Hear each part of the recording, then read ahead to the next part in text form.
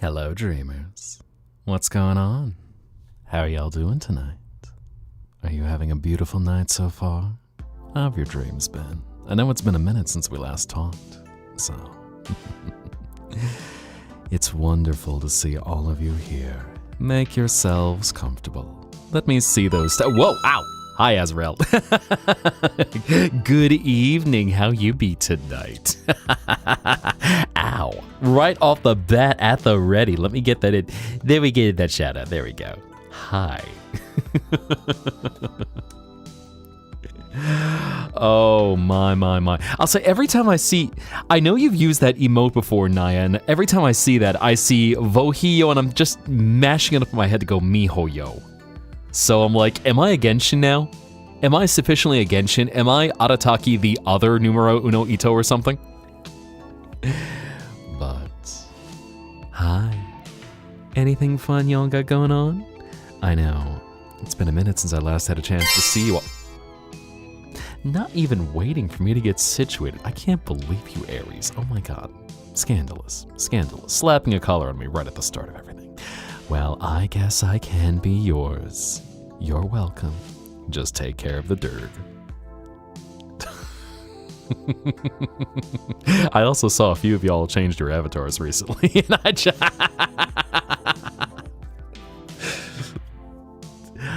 I try to be lurker friendly, but I just see a Blahai in front, just walking in front of me. I'm just like, okay.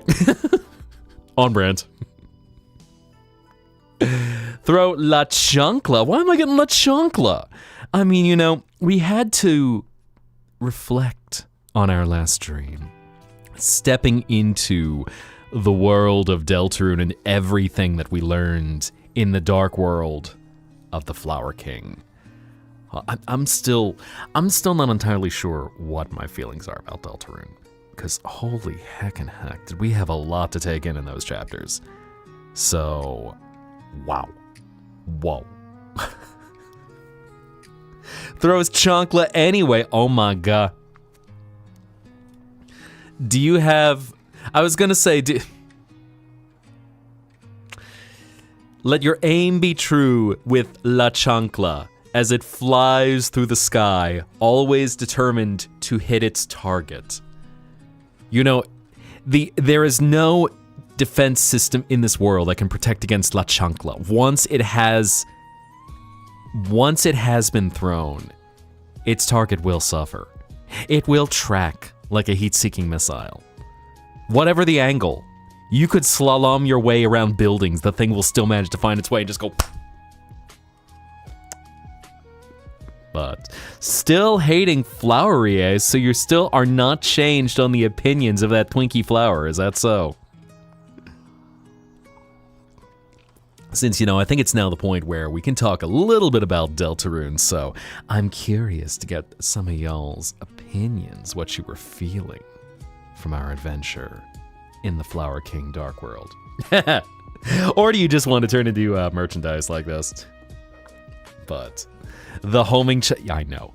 Everyone who has ever had any experience with La Chancla, you know there is no safety. There is no protection. You will meet a terrible fate once La Chancla is summoned on you. Imagine a Final Fantasy game, but instead of like Sephiroth Supernova or Knights of the Round or pick your ultimate summon of choice, you just have La Chancla, and whichever character where they can just yeet the thing, deal 99,999 damage. Or, you know, traditionally 9,999. So much. You have mixed feelings about the yellow white boy. Really? You have feelings about the golden white boy? Or do you mean yellow in the case of the suicidal white boy? Which one are we talking about? Because, of course, you know, that little thing, since the colors, we don't have a red flower, but we have yellow and we have golden. So we have yellow, our beloved cowboy, where it's like, well, I'm a failure. Blue, I'm sorry I let you down. I'm just gonna go take care of myself. All of a sudden walks over to the room, which is things worse than death, and everyone is just in absolute horror, like, no, stop him, no. And then, of course, we have Flowery. Jorona. God, that is going to become a vocal stim for so many people over the course of the next few years. The number of people who are just going to be like, here I come, San Francisco. So much Jorona. Absolute Jorona. Golly. I will appreciate, though, man, that chapter, it's interesting the illusions about it. Field of flowers, the kings, I believe, I'm trying to think exactly what it was that Gerson had said, but a field of yellow and gold, charred an inferno of jealousy.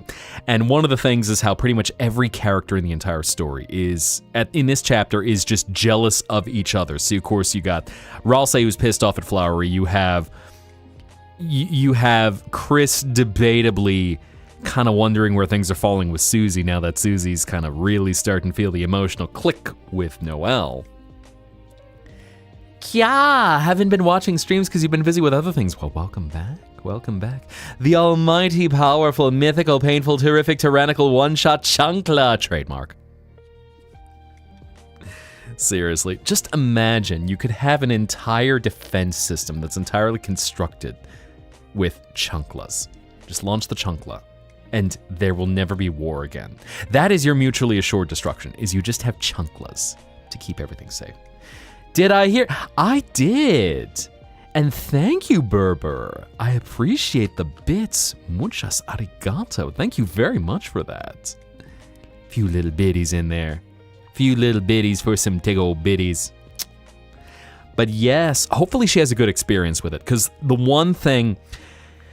it's kind of unfortunate, is with Undertale being out as long as it is, there's a quote-unquote correct way to experience it, which is unfortunate because since Undertale is a game about choices, you want to let someone be able to wander and experience it. Because although I think you can gently nudge someone's choices if you go, hey, do you want to be efficient about it? But Bat. I know, we haven't seen Bats around in a minute. So, the girly, she back. Yeah, I did see that. So, I forget, I think I was watching Florals, but I did see Peachy, fellow broadcasters, by the way. And so I saw, unfortunately, what happened with Peachy, where he was getting backseated the whole time. And that's the one unfortunate thing about Undertale, is because there is a quote-unquote efficient way to play the game, it's something that I'd almost say to anyone who has not played Undertale and would like to have their first experience, probably either emote chat or something else, because I hate to say it, the backseating is bad. And backseating can really ruin the emotional bond with a game. Like even once upon a very long time ago, I had tried out Little Nightmares 2. And unfortunately, Little Nightmares 2, it didn't click with me too much, but it nonetheless was a thing of just so many people talking about the bits of the lore that I couldn't enjoy it. I couldn't see if anything was going to be revealed to me because everyone's kind of memeing on with things. So for those of you who were here when we were getting through Deltarune Chapter 5, we went through it in one go, with a few breaks in there. But to me, one, it was like getting to experience everything all at once. Two, being able to beat the spoilers. And even then, I know there were still a few people who were popping in like, hey, so there's this really cool thing that's gonna happen. I'm totally gonna spoil it for you. No, shut up. So, and that's unfortunate. So always, whenever someone says no backseating, let them experience it. I know you might be sitting there, you might be just digging your nails into your palms. Just like, no, you should do this. Come on, let them enjoy it. I mean, it's for all intents and purposes like a 5-hour game. Now, whenever someone wants a little feedback, kind of where to go. Bat, offers you a bat. Man, we're getting all the rotating bats right now. Hello, little one. Why are you showing up so much? Why is this happening? This is curious. Do I need to go check the fan art folder? There we go. Now we're rotating around. Ooh, and thank you very much for the gifted subs, Azrael. Everyone thank Azrael. Who got that? Who got that? Ah, Purple Survivor, you are the recipient right now. Enjoy. All fireflies die. I love my suicidal yellow boy. Who doesn't? I feel like I need to be careful with that choice of words because that can mean something very different if people don't know what you're talking about. But yes, oh my god, yellow and blue, the most wholesome yaoi couple that can exist. And of course, if anyone does not want to hear Deltarune spoilers, I'm trying not to go into anything. Well, you know, it's been 2 weeks since the game has come out, so hopefully, if you intend to experience it much later than everyone else, please do try and forget.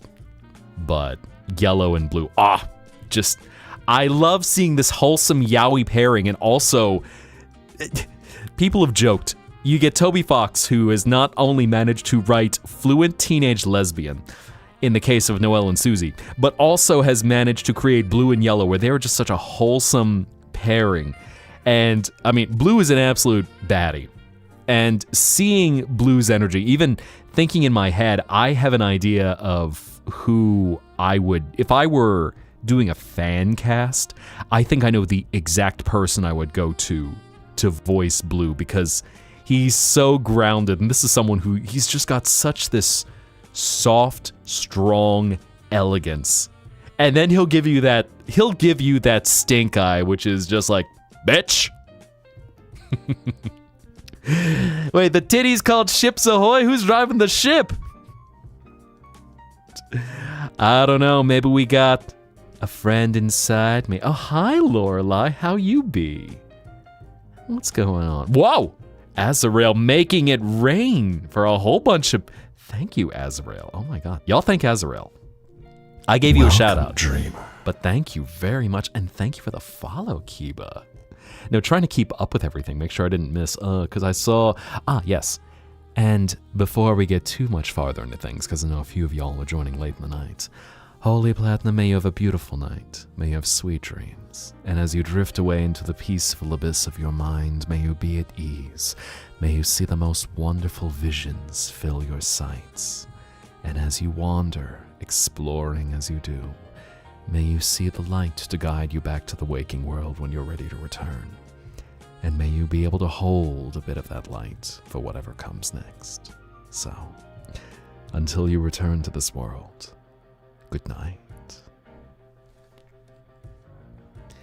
Daily dose of the pupper. Oh, the sweet big fuzzy boy. And yo, Sin, what is going on? Which, shout out to Sin and in fact, you know what? Let me get everything in. So I'll probably be doing a few shout outs right now. I've been trying to streamline it. Thank you.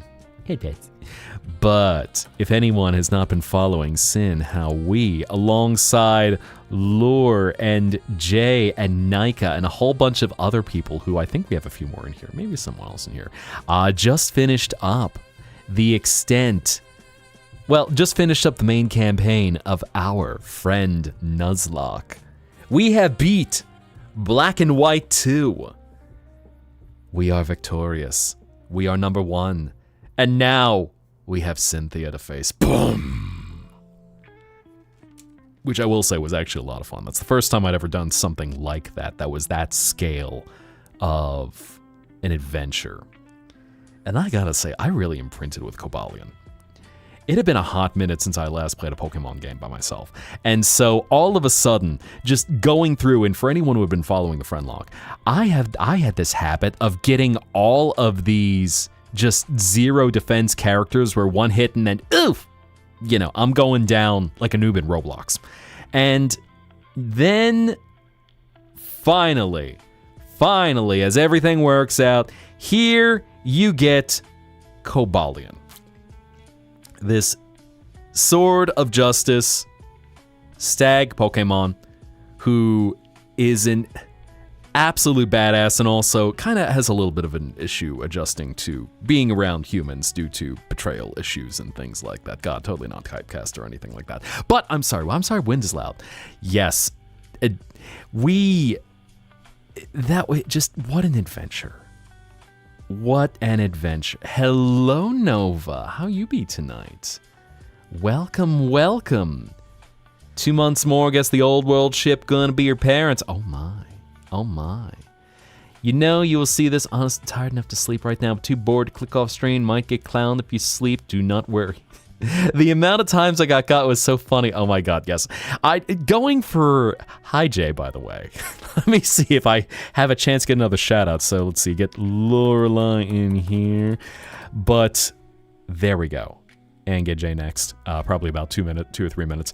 But with this being my first friend lock, and mind you, as I said, been a minute since I last played Pokemon, but immediately racking up the record for most deaths of one person. Because, yeah, you get spirited into another Pokemon whenever you get oofed. But here I am, just death, death, death. And even with Cobalion, I go, I think I'm being held on to. I'm being used for very specific times, because to lose essentially a god Pokemon, a weapon of justice, bum bum bum bum bum bum bum bum bum bum bum bum. Boom, boom, boom, boom, ba bum, bum, bum, bum, bum. Ooh, I was gonna say you doing some more art fight. I know I didn't pop in. Well, I didn't speak up last time, but what was it? I didn't speak up, but I was lurking when you were working on the last one. So, hello. Which hopefully y'all have been having fun. All y'all doing art fight. V Gala started. The horns are back. Ow. Welcome, dreamer. Slapping that collar on me when I'm speaking. Yeah, so I know I didn't have a chance. Things did not work out with V Gala this year, but you know, there's always other ones. Like I know there's also the VSMP Minecraft server, and been keeping an eye for when the bunters start up again, because it has been a minute. Time to jump back into the Minecraft, because who doesn't enjoy some good Minecraft? Everyone loves some good Minecraft. You get so many great creators out of Minecraft. Explore the deep dark in Minecraft. Suddenly Tukes wakes up like, I have heard a Birdman! I have been summoned! Love putting all work down to do art fight, because that's smart. No regrets. No regrets. Oh, it's even... all the minds of the crafts. Golly. Bat. So much Bat. She delivers the Unova reverse card. She's like, no, you take care of your health, Squeak. Uno reverse card. Suddenly she's going to be doing art fights on all of y'all. Man, I need to get good at digital drawing. Did I see the art? I did. I need to update a few things in the art folder, but I did see that. And let's see, I think we got... Is it time for the one more shout out? There we go. Now we can get Jay in there. ZZ doing what? She got the Uno reverse card. She has the power of God and anime on her side. She's about to unleash all sorts of Mihai art golly. You know, I need to... And thank you for that, Yee. Hit that, Yee. I need to get good, because a lot of the... Because I like physical sketching, and there's just a lot of technique I really need to get good at. It's something... When I feel a bit more comfortable with the tablet, that I know I'd even gotten a gift a while back of just a drawing glove, so that I could be able to draw a bit more comfortably, because one thing with how I hold a pencil or a stylus is I'm one of those that I hold the side of my hand on the tablet, because, surprise, surprise, lefties have some funky ways of writing and, you know, holding any writing utensils. So,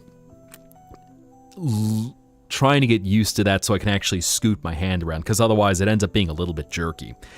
And also, getting used to different programs as well. Like, I know I have Affinity Photo I tend to use for just a lot of quick, dirty markups, and either getting used to CSP or Krita, just so I've got something that feels a little more comfortable to move and that's a bit more art-oriented.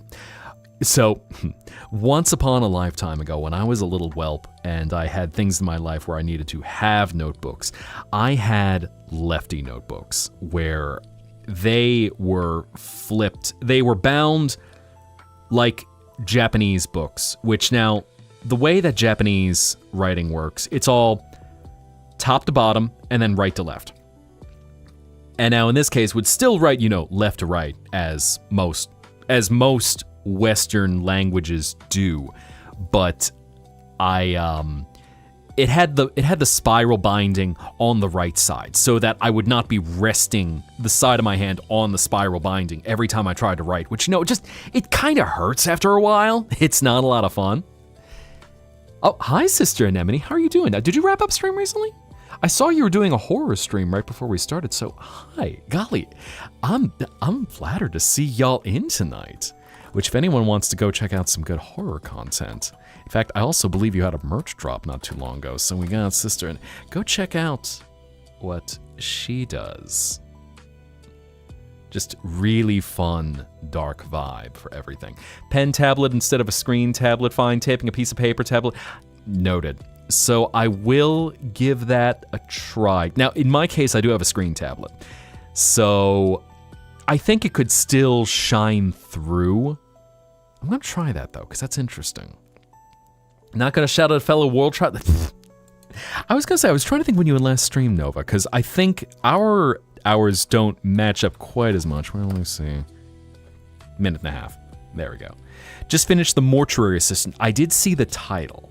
So you always have your finger on the pulse of a lot of good horror content. I've been meaning to check out a few of those games because it's been a minute since we last had something spooky here. Actually, a magma board. Oh, really? Like a collaborative magma board for everyone. Okay. Now, the only thing I ask is just, hey. Oh. Don't make me go invisible. The only thing I ask is, of course, just if I do have a magma board, behave. But that might be a fun thing we can do one of these days. How very interesting. Yo, Morpho, what's going on? Hi, welcome in. EST, dude, what you expect? Yeah, fair. Even when you just have a small. So Lex, a magma board is a shared drawing program. So it's a shared canvas where people can work in a particular workspace and work on just whatever it is you want to do. But it's a fun thing to do, especially for a lot of charity events and even just hanging out with friends where it's just everyone's doodling whatever it is that they might have, and you might be able to work off of someone's doodle or just kind of fill up the space to a big collage of stuff. So I know there were some charity events that I had done a while back, and they would usually have artists doing a magma board where they would take requests, and for like $5 or $10 to the charity. Oh, look, waifus! Hello, JD, and hello, come on in, everyone. Welcome. I am Mihai Zetta. I am the Dream Dragon. Welcome to the Zettaplex, your world between worlds and escape from it all. And make yourself comfortable. Rest. Let your mind wander into your dreams, and just know it'll only cost you a memory. But hi, JD. I need to catch. Okay, so hold off on that thought for 1 second, Nova, since we just had JD pop in with the raid. But what are you doing? What were you doing? I didn't see. What game did you happen to be playing tonight? Let's take a little peek-see here. JD, what you been doing recently? It's been a minute. Video. You were doing Deltarune. Uh-oh, I see that carousel. I recognize that. You were trying Jev. I was gonna say, did you beat Jevil? Did you beat Jevil? Is the world revolving? Are you feeling chaos? Or did you control that chaos? It was pain, and no, I did not win fair. Jevil took a few tries. Jevil is hard. And I think because Jevil's patterns are indeed so chaotic, it really takes a lot of dancing around. You hate him with every fiber of your being. Well, hey, stay. The power of fluffy boys fills you with something. So just go at that fight one more time. Go at that clown around town and show him what you are made of. Give him a deal you cannot refuse. Ha ha ha ha. Jevil is nothing on your girl Mew Mew. She's a Mew Mew girl with a magic AK. She would really like to meet you with her Gaster Blaster Ray.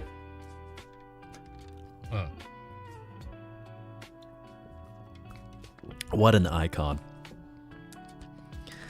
Golly, all of a sudden, not alluding to anything, of course, you know, something teehee, but it's so funny when you play a game and it's like, all right, now we're getting ready for the boss and Hatsune Miku! God, shout out to Snapcube. I think that was Alfred who had done that. Had Mew on your For You page for so long. Hatsune Miku, is that you? Which, it's even funny, so knowing some friends who are really big into Vocaloids and the Utaoloids, I had never really heard much of Kasane Teto until now, but I had heard someone redo Mew Mew's music with Kasane Teto, and I go, oh, I like this. Okay, this I can roll with this, because Kasane Teto just, she has a much fuller voice than Miku, which of course no disrespect to Miku, but listening to it in this different timbre that she has, which I go, okay, I like the fullness that she's got. And also, before I forget, which of course, anyone who is popping over, I see, yeah, JD, and losing my trail of thought. My mind is a bit fried today. Also, before I forget, getting you in there, Nova. And thank you for the resub, Danny. How you be tonight? Very fair. Definitely feel the difference in rhythm compared to the other chapters. Yeah. And so, little bit about me. When it comes to singers, just singers, actresses, performances, I love lower voices. So if someone is a mezzo or a contralto, it's just like vocal velvet. So I love listening to the soothing quality of people where just settling into something where it hits those. All of a sudden, it's like the dragon feels like he's having an autistic moment, going just when those frequencies resonate, and it's just warmth. It's just comforting. It's pleasant, and something to go. It's just so nice to hear. Where if you've ever heard the phrase, you could listen to someone read the phone book. That is a very real phenomenon. Scratch that funny part of the brain. It's like right there next to ASMR, where it's just all the hypnotic triggers going, oh, okay, yes, okay, yep. These are the happy sounds. This is nice. Oh man, getting that cozy vibe in there. Always that thing of cozy, have a little chaotic in there. The kind of aesthetic where it's just grab a warm coffee, get yourself a nice mocha, and just chill. Just me? Well, I mean, I do try to provide a soothing environment for y'all as you drift away into your dreams. But I'll also say, because there is something to be said, there's a bit of a bias in some mediums towards higher pitched voices, and it happens a lot, especially with women, where there might be a proclivity for very high-pitched frequencies, whether you have lead characters in something or certain vocalists where they might have a very high range. So getting to hear the mezzos and the contraltos, and same thing with the men, where you're getting the baritones and the basses in there as well. But speaking of cozy, borrowing my pocket A, just all of a sudden places self in pocket. Yes. Deep-voiced women. Everyone liked that. Everyone stands up and starts clapping like Shia LaBeouf. Rain noises with relaxing Japanese or Chinese aesthetic music. Nice. Getting that easy medium in voices is hard to find. Yeah. And, it's one of the beautiful things about vocal types is there's so many varieties that you can, literally there's infinite possibilities. And it's even funny when all of a sudden you start finding some people who can sound like voice matches. Hello, Peachy, how you be tonight? Or actually, let me know if you do want me to call you by your new username, because I know you did change that not too long ago. And hello, Virgil. It's been a minute. Welcome back. Welcome back. Sometimes you wish you were an alto, especially since your speaking voice is much lower than your singing. I see. Which I think it's also interesting with whether you have a very bright tone, how you can have someone who's low and bright versus someone who... I'm trying to think if you get someone who has like dark and high. That I feel like is a much rarer combo. Second soprano, spend most of your time singing chest voice so people think you're an alto. And even like that, splitting the difference in that transient range right there. I'm trying to think because I just have so many thoughts of different vocal performers and listening to a lot of them who, when you hear an interesting kind of voice that once upon a long time ago, one of the absolute goddesses of the new wave movement, Grace Jones, at the height of her stardom in the 1980s, and she had artsy eccentricity long before that ended up becoming Lady Gaga's shtick and some other people. And Grace Jones, I believe she's Jamaican by birth, but she has this resonance and this intimidating fear, this fierceness, but also such a smoothness that if you've ever heard music performed by her, like two of the things I would point people to is either one of her big hits, Slave to the Rhythm, or one she had done, which was Libertango. I've seen that face before. And the smoothness and the haunting quality to her performance that's amplified by her vocal range. And it has just such an interesting allure to it that, to me, it's beautiful. And you don't hear many vocalists like that. Or then, speaking of Lady Gaga, getting her later on where she is a trained opera singer and just getting these strong chest voice pipes that she has. And I love listening into voices. I love listening into performances. I love listening to anything where you can't believe you. Collaring me. Well, all right. I'll be your good boy in a collar. Just take care of your puppy. Lady Gaga, your queen of all queens, you would lay down your life. I don't know. That sounds like a bad romance to me. Hey, yo. Hey, Parker. What's going on, my friend? How you be? And hello, Twyla. Just saw you pop in, too.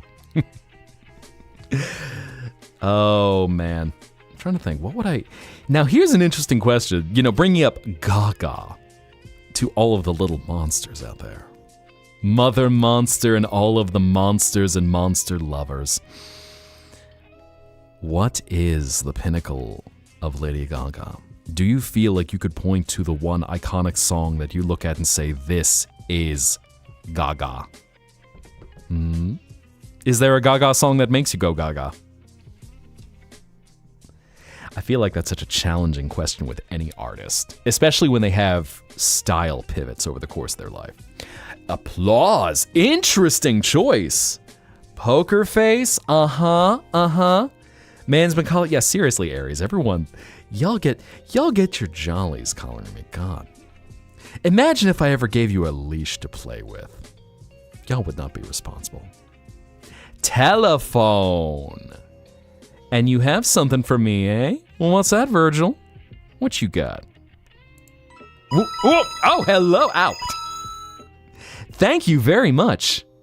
Born this way, but also hello and hi, HH, how you be? GUI, now here's a funny thing. I've actually not heard GUI.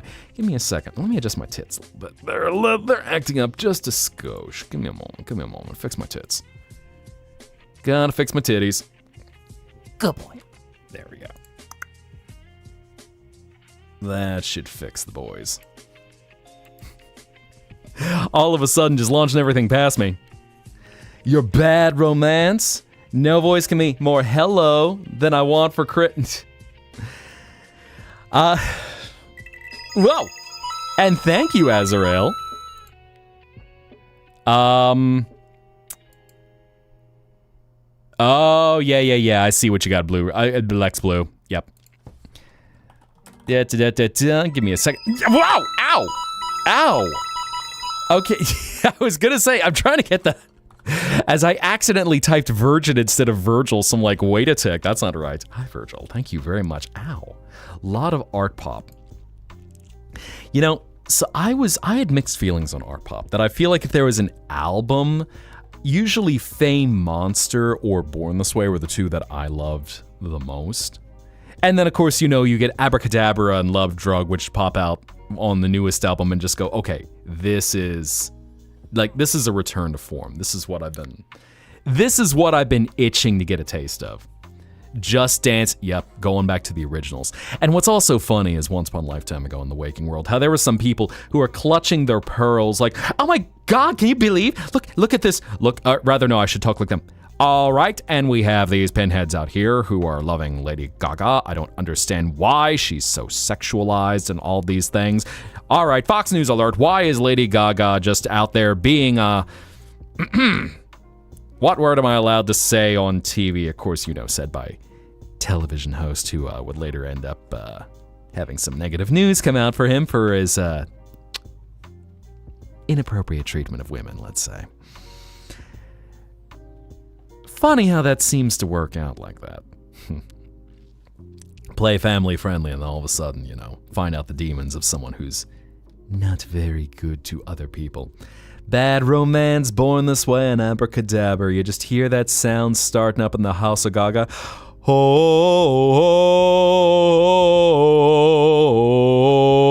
caught in a bad romance. Oh,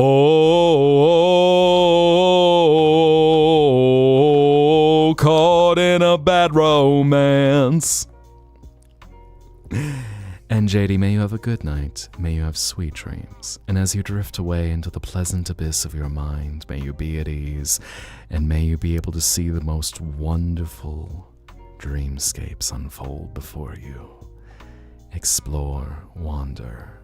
Let your mind venture out. And when you are ready to return to home from this world, may you have a guiding light that shows you the way. So, sweet dreams, and until you return to this place, good night. Heck, yes, she did do paparazzi. Baby, I'll be famous, chase you down until you love me. Paparazzi, promise I'll be kind, but I won't stop until that boy is mine. Yeah, baby, you'll be famous, chase. Gotta double check the lyrics on that one. Listen to Nightcore version of Lady Gaga and Kesha. Oh my God. Did she do Bloody Mary? Indeed. I was gonna say the Nightcore version of Bloody Mary, just iconic for getting used with Wednesday. Including some other people where it's funny how it became such a meme. I know there are some creators out there who ended up going with it, and I know Rainimator in particular, he had taken some of his characters, you know, the ones most likely to just shamelessly dance and then just strut about like peacocks.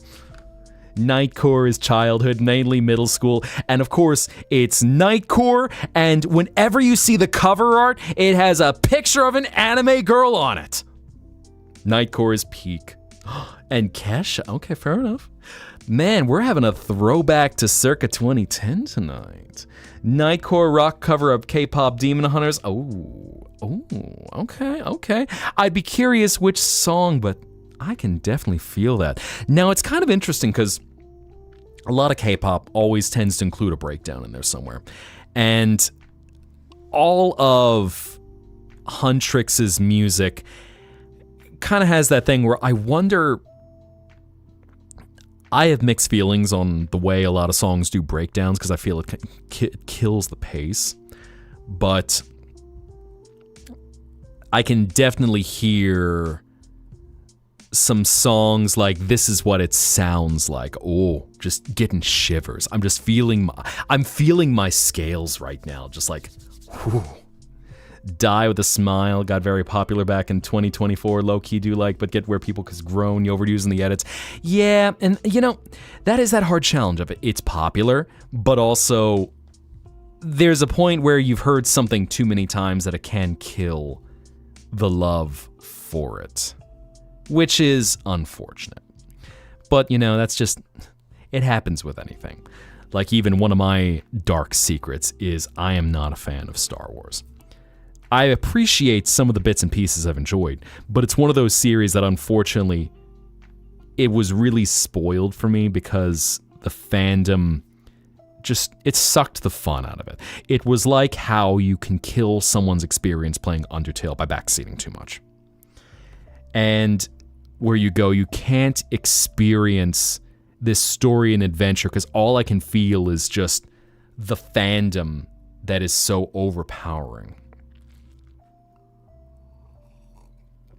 And that's not to say it is bad. I mean, given there's a lot of shit that Disney has put out, because unfortunately Disney is just a content factory nowadays. Hot take. But your idol. Oh, no. Uh-oh. All the Saja Boys lovers feeling that right now.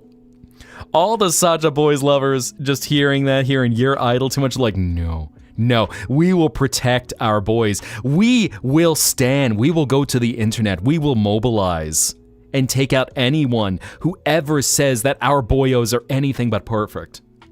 Not gonna lie, Soda Pop is a little overdone. Yeah, I think the funny thing about Soda Pop is it's almost designed to be as obnoxious of an earworm as possible, because they don't get into this with K-pop Demon Hunters, but one of the things about K-pop is how it's designed to be so formulaic, catchy, and just easy to latch onto so that you can produce the next earworm that will just stick with your audience. And you have your perfectly composed ensemble where everyone's got their various role.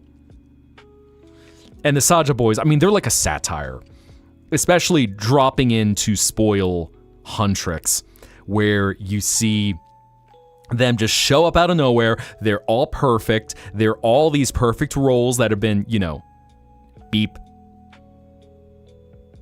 beep, beep. Now I know I changed the batteries on mine in here. Yeah, like, I'll definitely say This Is What It Sounds Like is my favorite of the soundtrack because the emotional meaning of that to me can transcend even it being overplayed. And I think Your Idol is good. Where I often get where music often loses me a lot is when it gets into having the rap sections. And I know there's a whole artistic form to rap. And anyone who can really dissect intricate rap music and how there's many things that pull from Shakespearean era rhythm. But it's just not my flavor. So it's like nothing to hate aside from just it doesn't scratch the itch where I want. Where I like things that are melodic. I like trance music. I like things that are atmospheric where I can just feel the sensations of that melody or counter melodies, whatever it might happen to be. Desensitized to Soda Pop because used to be a huge BTS fan. Fair. I mean, the BTS parallels. I think if anything, one nice thing with BTS, because the K-pop industry is very much a use and throw you out kind of place. And so one thing that's nice is that they form together idols who are somewhere between about, maybe 16 to 20 years old, have them perform for a few years, and then suddenly, once they turn 21, they might as well be one foot in the grave because they go off of anime years in terms of one's growth. And so the fact that BTS, they're now in their 30s and they're still creative. They're still creative. What's the word I'm looking for? They're musicians who are still in a good place this late, quote unquote, in their career. Because unlike, say, you have Ozzy Osbourne performing until months before his death. That K-pop industry, and the same thing with the J-pop industry, how you have a short stint of being an idol, and some are able to stay in the business, but otherwise they're like, nah, you're 21, you look too old. So on and so forth. Get the hype 7 years too late, only now listening to the older albums with BTS. Because even BTS, that's been something. I didn't get into a lot of K-pop because, unfortunately, a lot of what goes on with the K-pop industry makes me go, I feel dirty about it. There's something that just, it's hard to listen to the music and forget about what goes on with a lot of these artists. But, when you find the ability to let loose and just enjoy the music, which it's kind of unfortunate to say something like that, but appreciating the music value where it is. Guys, stop. Do you remember those apps that were like trendy teen wallpapers? Oh no. I have a feeling you shouldn't download those apps. I'm just gonna say those apps, those are usually the ones that got malware attached in them.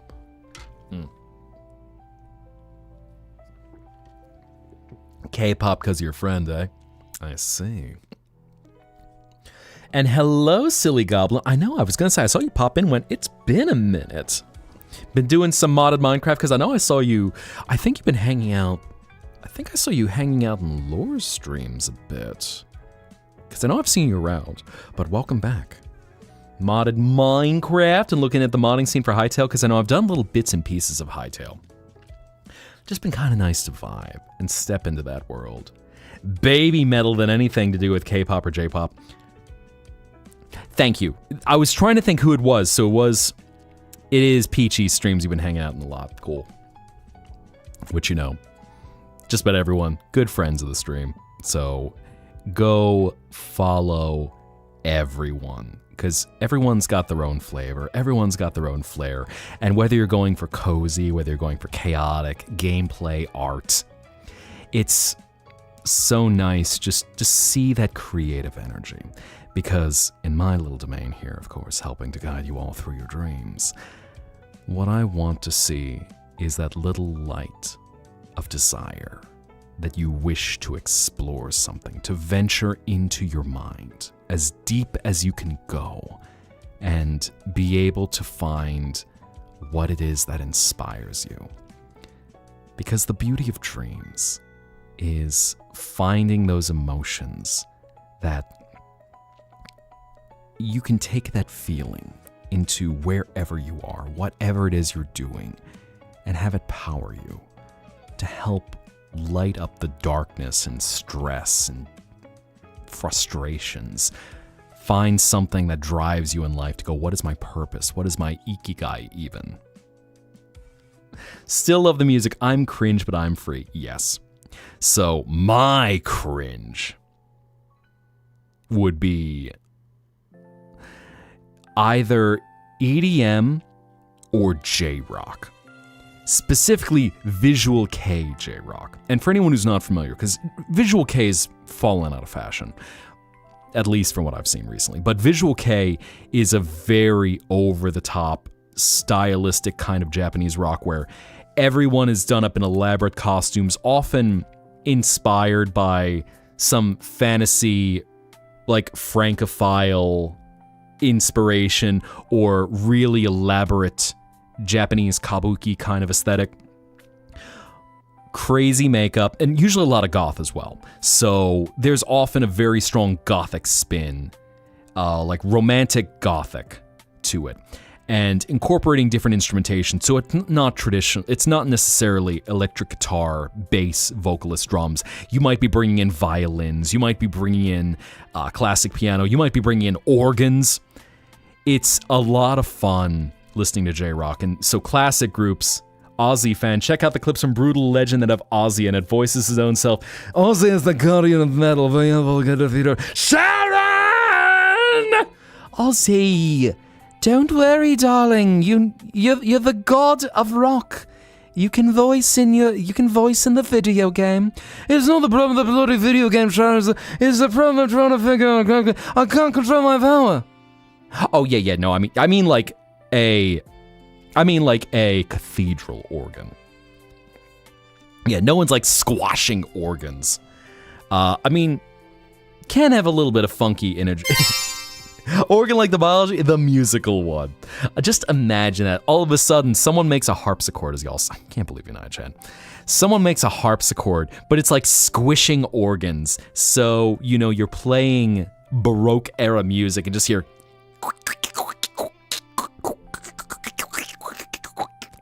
Cringes artist more so than genre. Okay, well, if we're talking like nerdcore, that just scratches a fun itch. I know, what an evocative image. Just viscera, a harpsichord made of viscera, where you're just squishing things to generate sounds.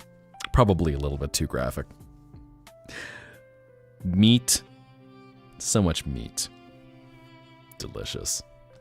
But, Nerdcore is just fun because also with a lot of the games that nerdcore artists will pull stuff from, or series in some case. Like I know Paranoid DJ, where he's pulled things from, why am I drawing a blank all of a sudden? You have, Paranoid DJ, where he's taken stuff like from the animation Farfetch'd, or from Lackadaisy, or from, one of the Hell shows. And has managed to add another creative element to that bit of the lore that, even if it's not entirely canon based on however a certain project plays out, it has a thing that not only is it often good music, but it's something that's got a tie to another project that is dear to your heart. Stuck being a leader again, count down the days till you get murked again and haunting the narrative. Shenanigans tomorrow. Fair. I was gonna say, now you got me curious, because since it looks like if it's not gonna be why am I forgetting the name of it? V-Gala. Now you got me curious as to where the story will be taking flight again.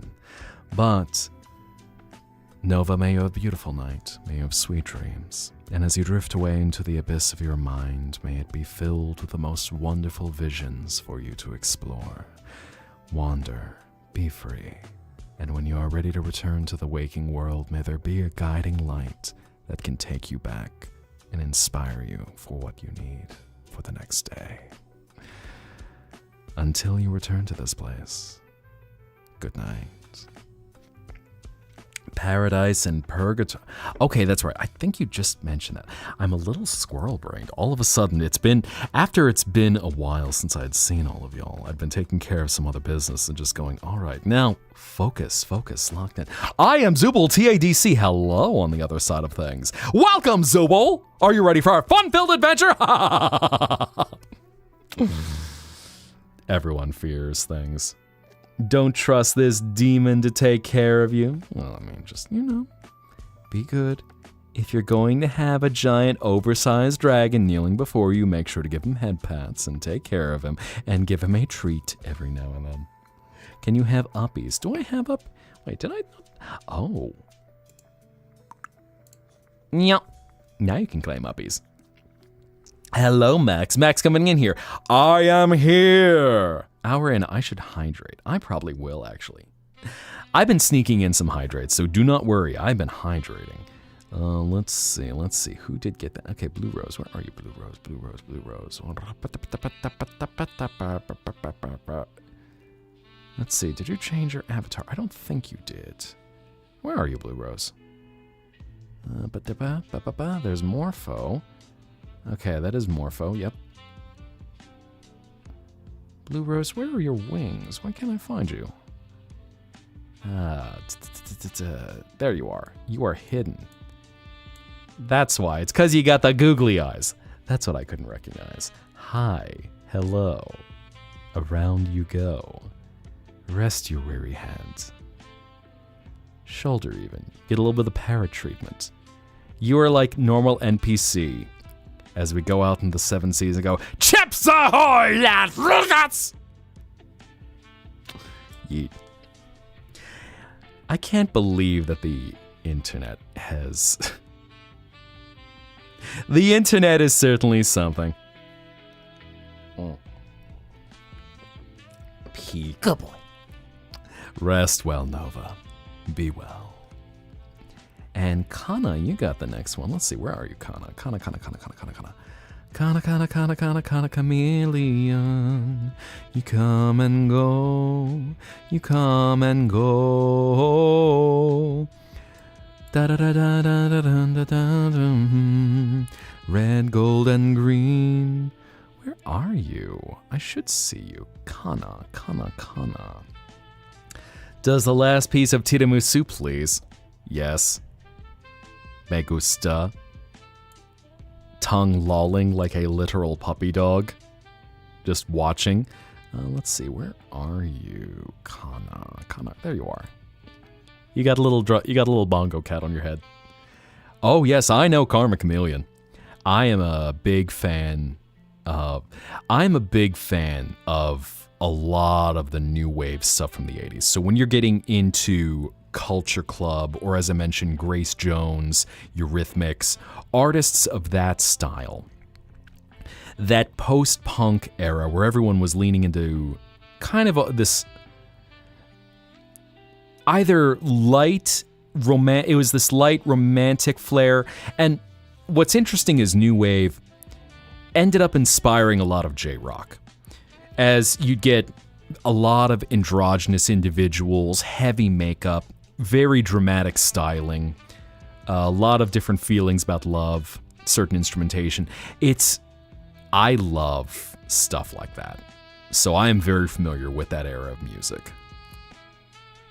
Yeet! And let's see, Purple Survivor, where you at? I think, there you are. As I was checking, I was trying to remember if you still had the bow or not. Yeah, and it's kind of interesting with the passage of time that, with it being a song distinctly from the 80s, as time goes on, your comfy pop music, for lack of a better word, starts changing. So now the nostalgia is not so much for the 80s, but it ends up being something that now... I think of how there was the When We Were Young concert, which was a love letter to 2006 to 2010 emo and alt-rock. And the looking at the nostalgia for that, going, okay, when you're moving 20 years forward from when Karma Chameleon would have been released. But that's kind of the amazing thing, is that music is always there. It is an eternal legacy. So for generations after an artist has passed, you could be hearing their work, which to me, that's beautiful. And I love how that is something where someone can never be forgotten. And Aries, may you have a beautiful night. May you have sweet dreams. And as you drift away into the peaceful abyss of your mind, be at ease, explore, and may a light guide your way back to the waking world when you are ready to return. So, until you return to this place, good night. And one more uppies. Where are you, Caitlin? Where'd you go? I think I saw you. What's she been doing? Fire and Sand, Silly Goblin. That is Quindraw's art. Caitlin, there you are. Up you go. Means, in your opinion, brought forth a special kind of art and exactly. Even what's interesting is, in some cases, some art should not be remembered. Like, there's one creepazoid who, I'm just going to rip the Band-Aid off, was a pedophile by the name of Gary Glitter. Guy's still alive. And I don't remember... He had one particular song that became so iconic. I can't even remember the name of it right now, but I would hear a version of it without the vocals. And it was kind of an interesting thing of the music as it's been, I don't even know if it was someone who had redone the music, because you have some artists that they will sample things. And it's one of the cool things, sadly it's hard with just some legal issues right now, but where you take a song, thinking of one for that, fully freshly made tiramisu. Ooh, I would not say no to that. Tiramisu is one of my favorite desserts, so whenever the dragon has a sweet tooth, it's like, please. But what was I saying about that? Oh yeah, I forget exactly who resampled that, but some of you all who might be familiar with the ancient internet might know a little something out of Moldova that started like this. Maya he, Maya who, Maya ha, Maya ha.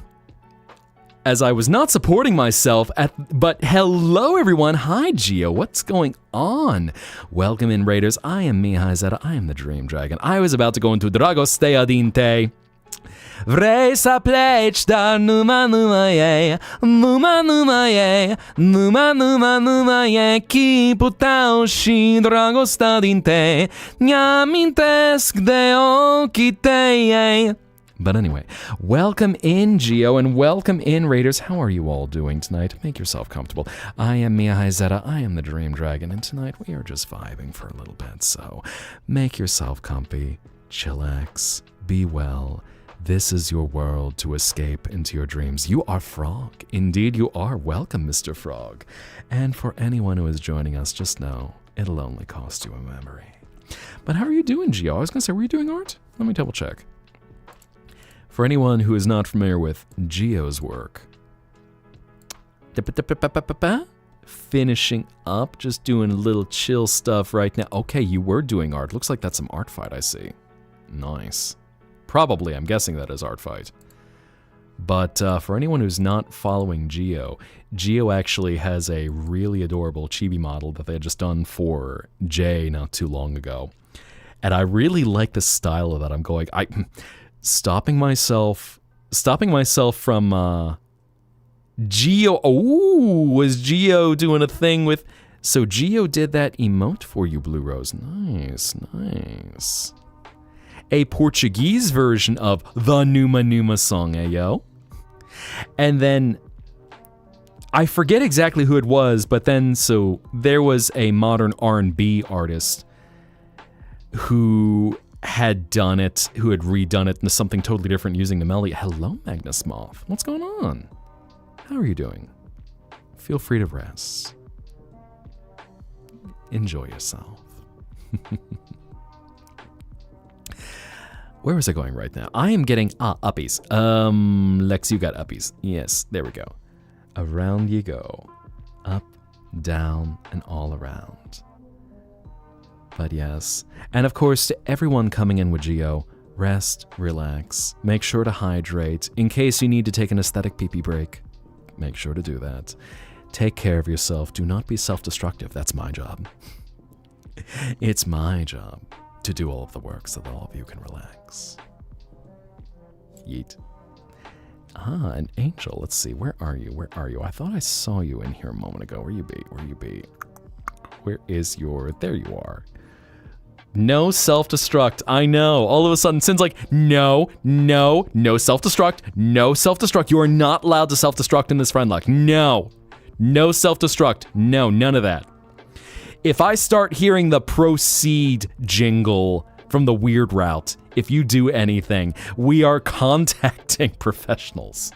Yippee! Falls. But what? Y'all don't want a damaged baby girl dragon who you can just look at and go, I can fix him. Or better yet, I can make him worse. Yeet. Danny like, no! Man, that just... As my mind is just jumping around across timelines, there was an artist I had seen who was a 3D modeler. And this person had made a whole series of things for VR chat. And their entire... They were a master of vocal stims, where they had this entire presentation for the booth. It's like, hi, I'm Skipsy. You know all of these models that I made. Did I make anything new this year? No! But here's everything I've made before. A deer, a dragon. You can hit a home run with this bat. And it was the way this artist had done this video, just the vocal stims that came out of it.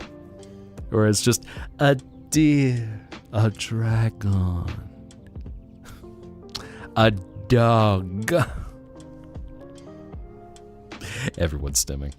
Everyone getting their vocal stims. Slowly noms my tail. Rude. Can't believe you, Max. Can't believe you. I can't believe you. Care for the streamer. They get love and not destruction. And hello, Sunshine Moonlight. Make yourself comfortable. Just want cuddles, eh? Y'all just want the chilling grip, the cool, shiny scales, and the feeling of a heartbeat. Heartbeat. Heartbeat. Heartbeat. Don't you smile big and wide suspiciously, you see me. Smiles non-suspiciously big and wide. Except suspicious. Wow! Can't believe you collared me like that. Unbelievable. Unbelievable. That is Voltorb's move. We shall not appropriate Voltorb's move. God. Ugh. My words are just all kinds of a mess right now. I promise you, I haven't been having too much of anything. Just one of those nights that's a little like, okay, grease the skids. I know the timing of that. Y'all just love getting that timing. Oh, my. Any sleep after the Yap session? Maybe. My sleep. So, as it is my job to guide you all to sleep, I admit my sleep can be a little bit erratic. So, I try to rest as I can, but as long as I can be a guide for you all. The dragon will try to get his sleep. You might see him, just completely crash and just be knocked out. But, I do what I can. I did actually, so I would say it's a little bit different. At least how this place normally looks. But you've got a clear idea of how every room in this place is different. And it's all designed for something for you to explore. I haven't shown many people what the Zettaplex looks like. I know this world is a little bit hazy when you enter it. So, while I try to not control your direction, I want to make sure you don't wander a little too far.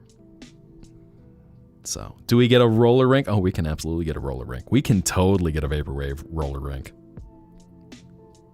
Just nothing but Macintosh plus Lisa Frank 420 as everyone just vibes around the disco rink. And of course, the endless pools below for you to explore, where you can find that sweet little bat coming to hug you and give you a guiding light.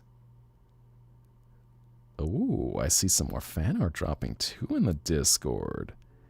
Talking about magma boards, and I've seen some personas. And welcome in, Sleepy Fox Boy. Make yourself comfortable. You are in the right place. Tonight, we are vibing. We are chillaxing.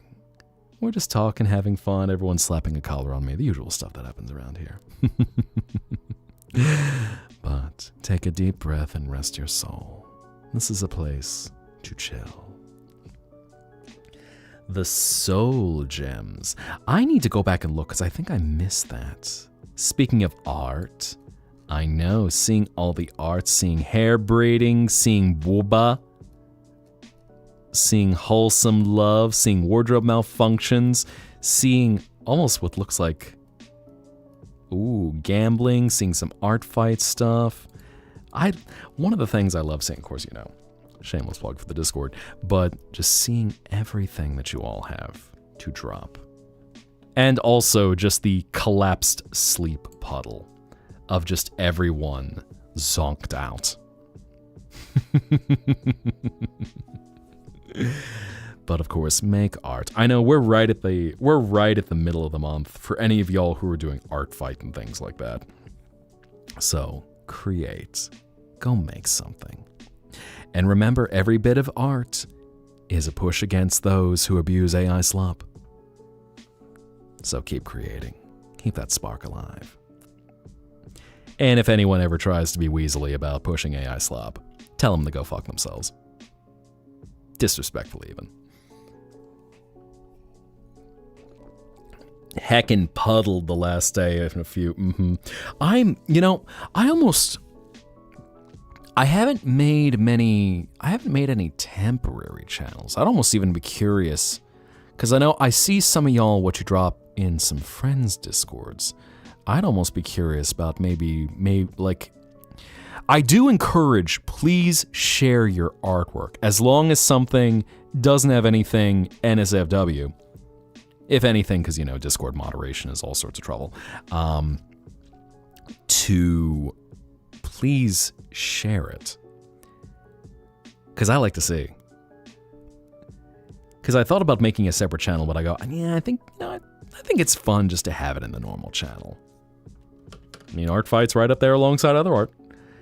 Look, you're in creative. Something funny happened. Oh no. Ah, yes. Right now, HH just dropping some fun stuff. I gotta update the fan art folder, but so they're, not to talk too dark about things for a sec, but Discord screwed up big time, where, the trend right now is don't actually do good work, just run something through just shit out some generative AI code. And in this case, it affected Discord's automatic moderation system. So what happened is people were getting banned for having grids in images, because for whatever reason, this thing was misinterpreting grids as CSAM and other undebatably illegal material. So, and really sick fuck material, let's call it what it is. So people are seeing this stuff be misidentified as that. And of course, they're getting their accounts banned, because if it actually is something like that, you're gross, you're disgusting, get out.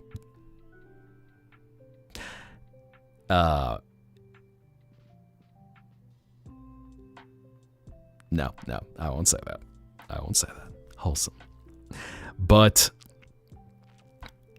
now the problem is people have been trying to get their accounts back after a lot got wrongfully dinged by this, which sucks, because at that point you go, hey, why? I literally haven't done this, and you've now killed my account, which I've had for, in some cases, close to 10 years. So, hey, y'all gonna fix this?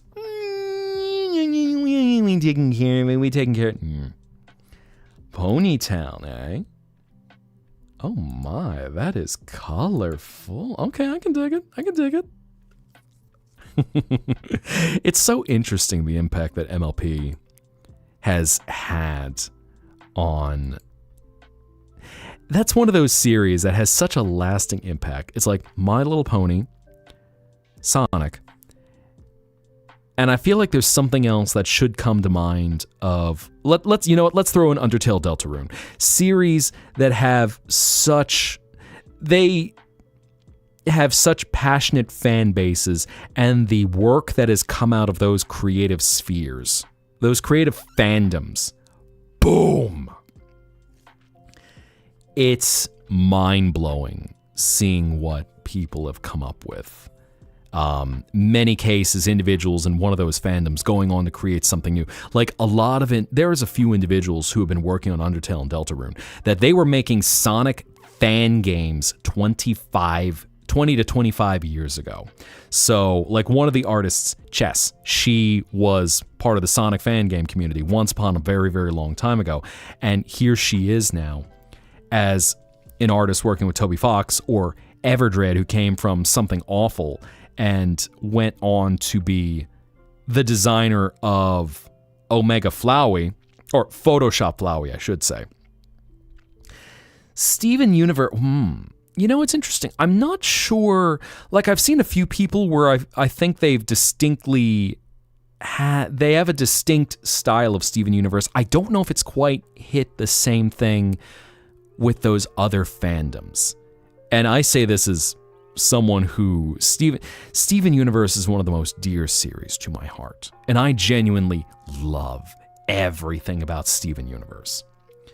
I feel like Gravity Falls I'm seeing a little bit more, but I don't know if I'm seeing kind of an expansion from...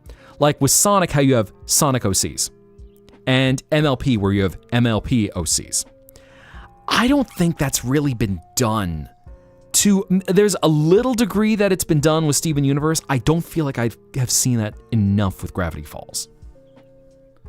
It's the kind of peak fiction you'll get only once every 50 years. And here's also one of the fun things. There are so many things unique to Rebecca Sugar's experience.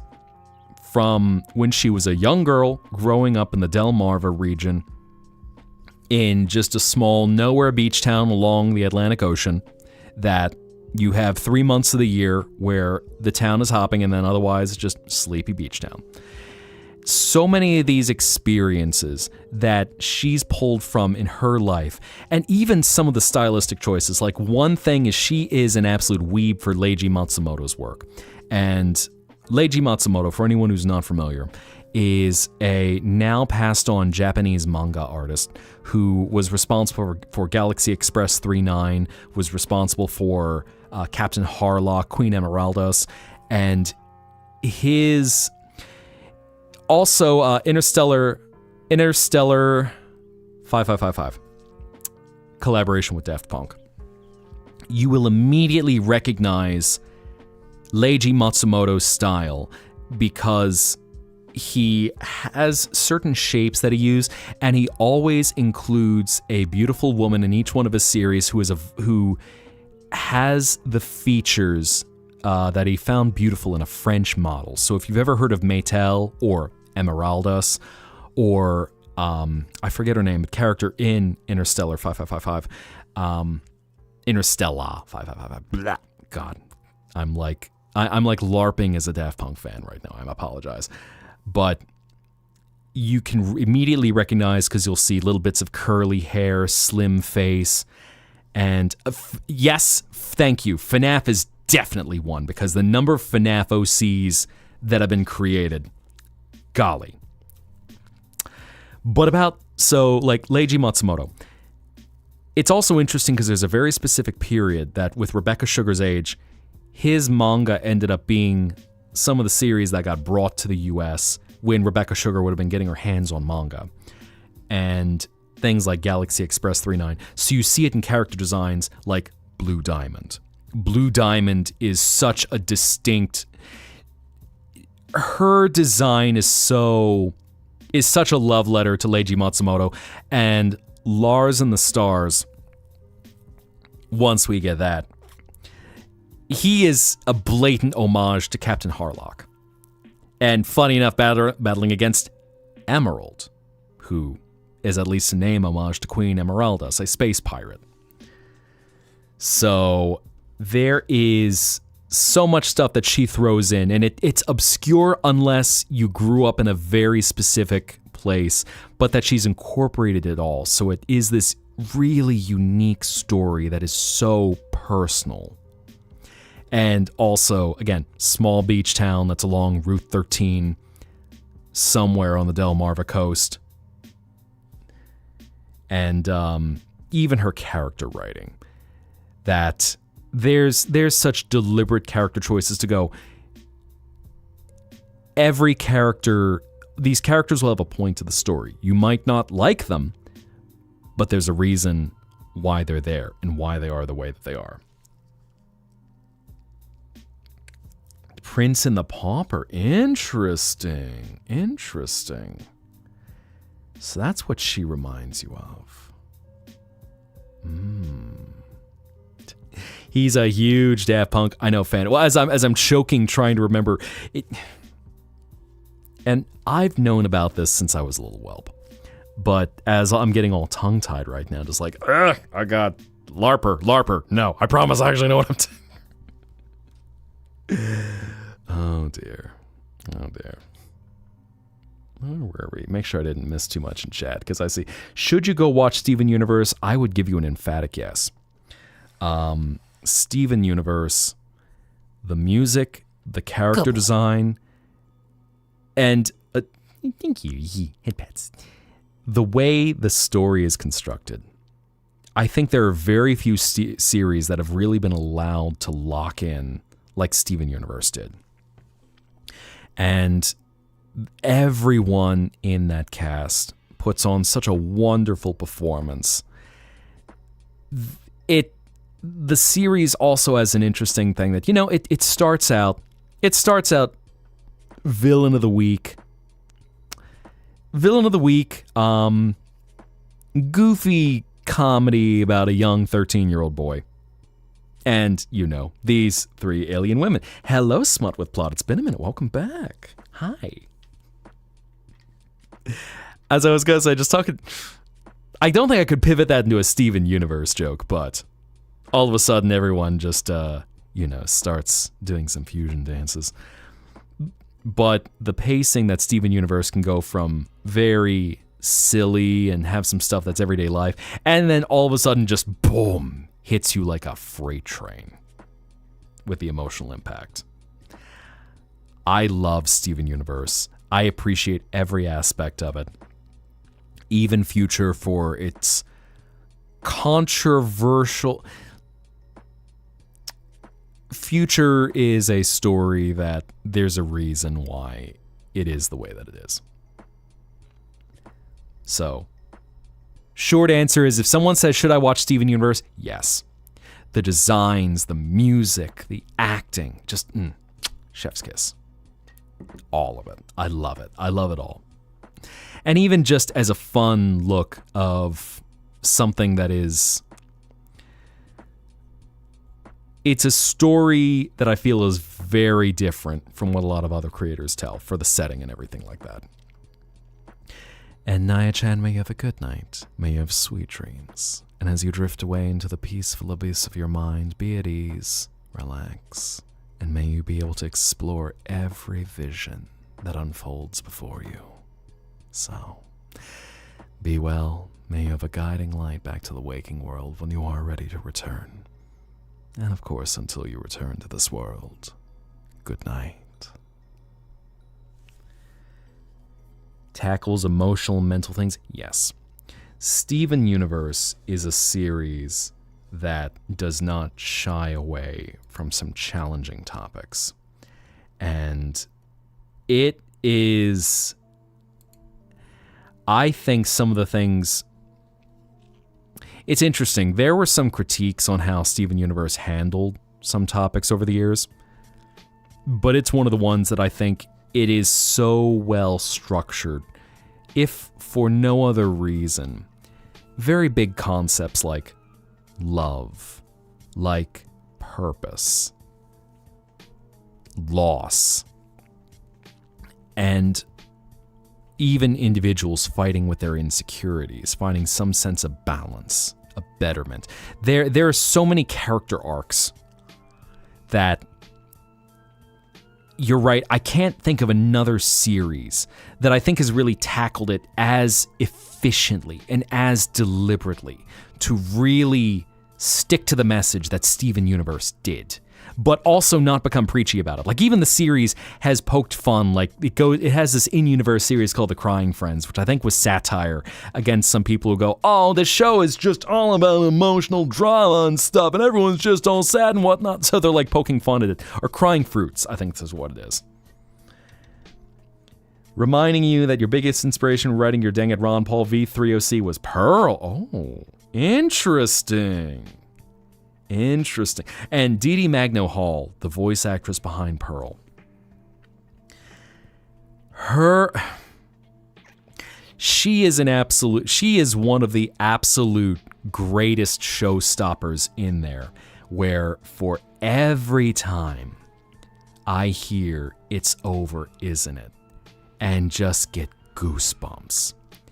And she's got so many hits as just the Broadway actress that she is, that the range and also the energy that she brings to Pearl, because Pearl is very erudite. She's very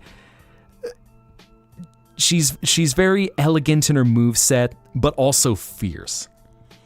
And there's this frill that Dee Dee Magno-Hall manages to lean into with Pearl and just nail. Even with her performance, that she's so mom-coded with all of her energy, with this neurotic overprotection of Steven early on. And also when she has to face the demons of having to live for herself versus someone else. Which I know I'm just like crash course discussion of Steven Universe for getting into too many things. You didn't like Pearl for the same reason you didn't like Gold Dragons and D&D. The "You are mortal, I am not, I do not care." I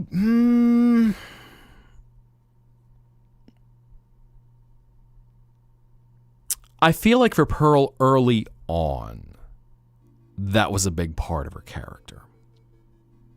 But like all the others, I feel like she grew out of that. As someone who would have been willing to fight to the death for someone else, and treats herself as a disposable soldier. So I see where you get that at a point in the story. Gold Dragons I'll have to look into, though, just because I'm not as familiar with that species. You know, I kind of stay in my lane in my dream world, but I know since we do have a few D&D, and we do have a few big-time D&D enjoyers here, in case any of y'all ever want to talk D&D on y'all's streams, or even pop in with some thoughts here.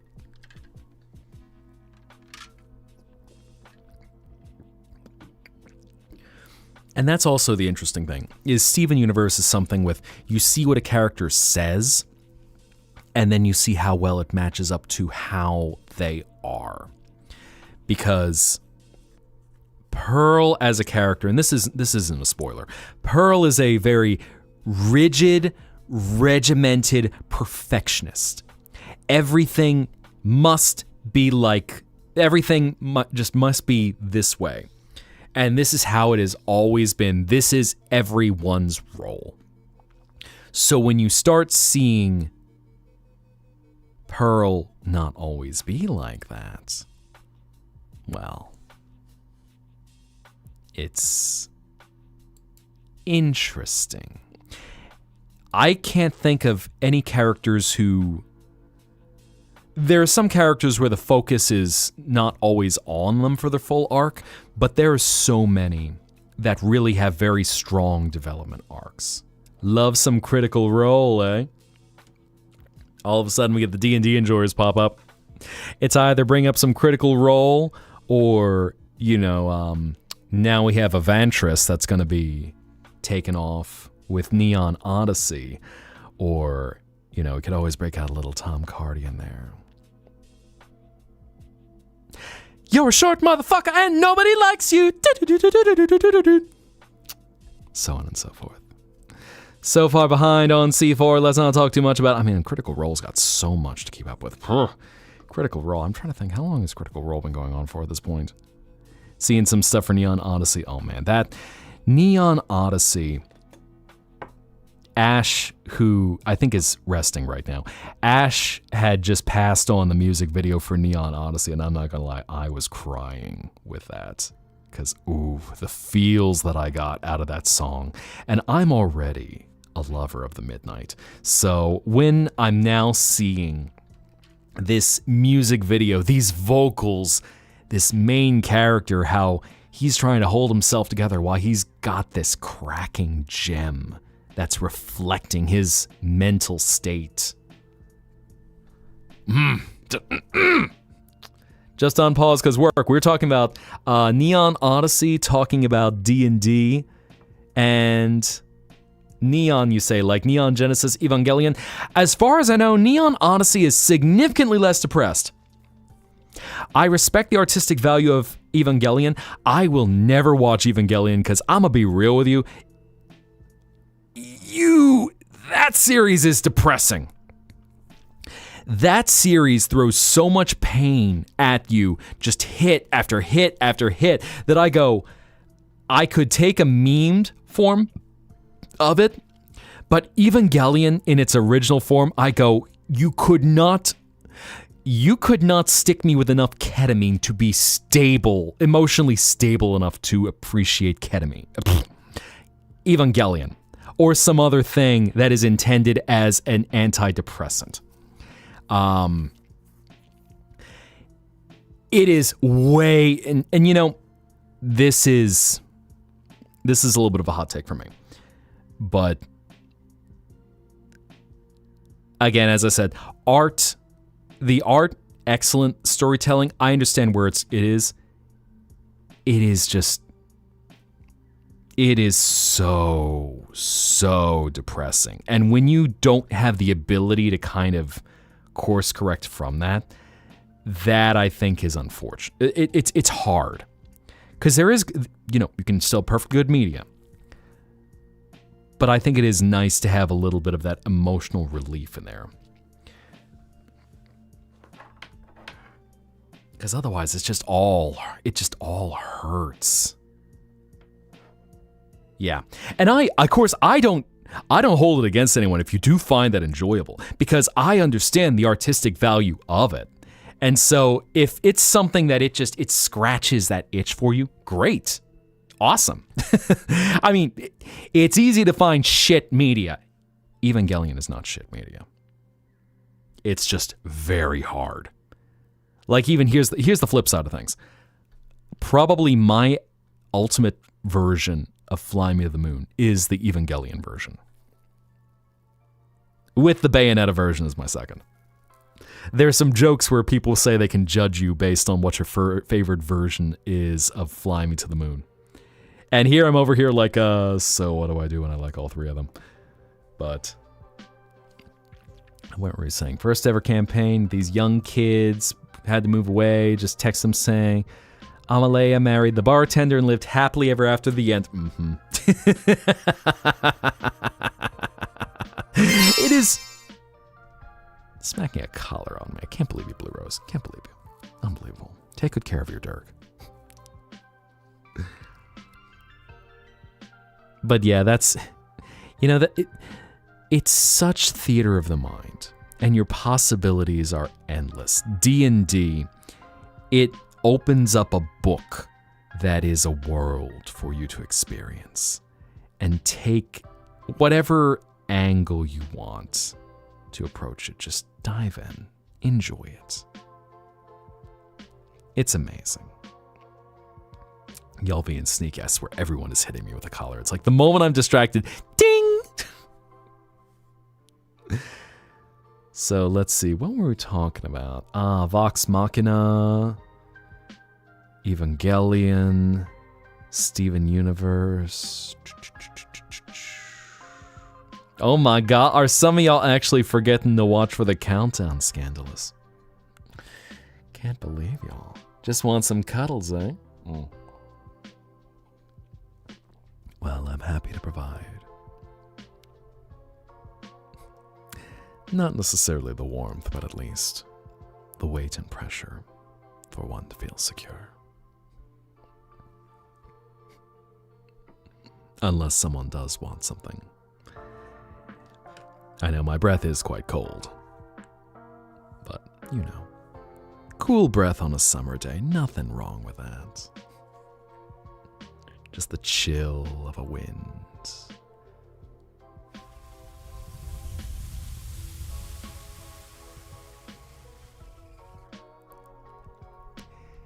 That carries you away to a dream within a dream. Right. Bro, it's summertime, the living ain't easy. It's hot and sticky as fuck. Heck, even. Censored heck. Just all the stickiness. That's the thing that sucks about summer. I know some people enjoy hot weather. I will always keep things cold.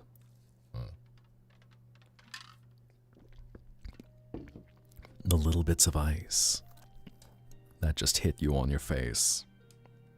Refreshing chill of diamond dust. Hot and sticky. I mean, if you do like that. But especially if you're trying to sleep, trust me, you don't want to be hot and sticky. Anything you're doing that's going to make you hot and sticky, you do not want to be doing that once you're finally getting to sleep. Otherwise, you're going to be having a really unpleasant sleep. Just tossing, turning, throwing the sheets off, and just like, ugh, I need a shower halfway through the night. Blah. Doesn't help setting up the fam's new gazebo in the backyard. Heckin' heavy, got all cut and scrapped. Ooh, yeah. Give anything for cooler temps. It's 107 Fahrenheit. Yikes. 107 Fahrenheit, that's easily 40. That's easily about 40 Celsius. Yikes.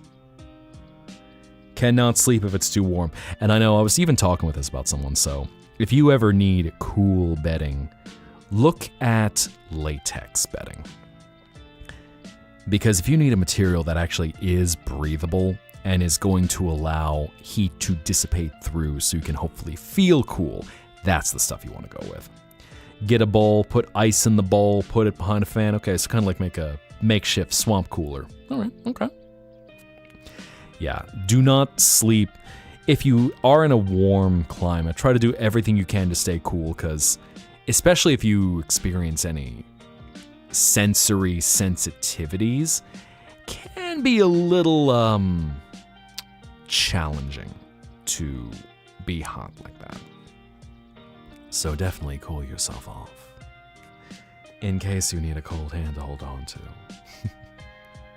But yeah, 107, at that point it's hydrate and be very careful. Otherwise you will dehydrate. Feeling all sticky and sweaty, right? Everyone just running for a chilled shower.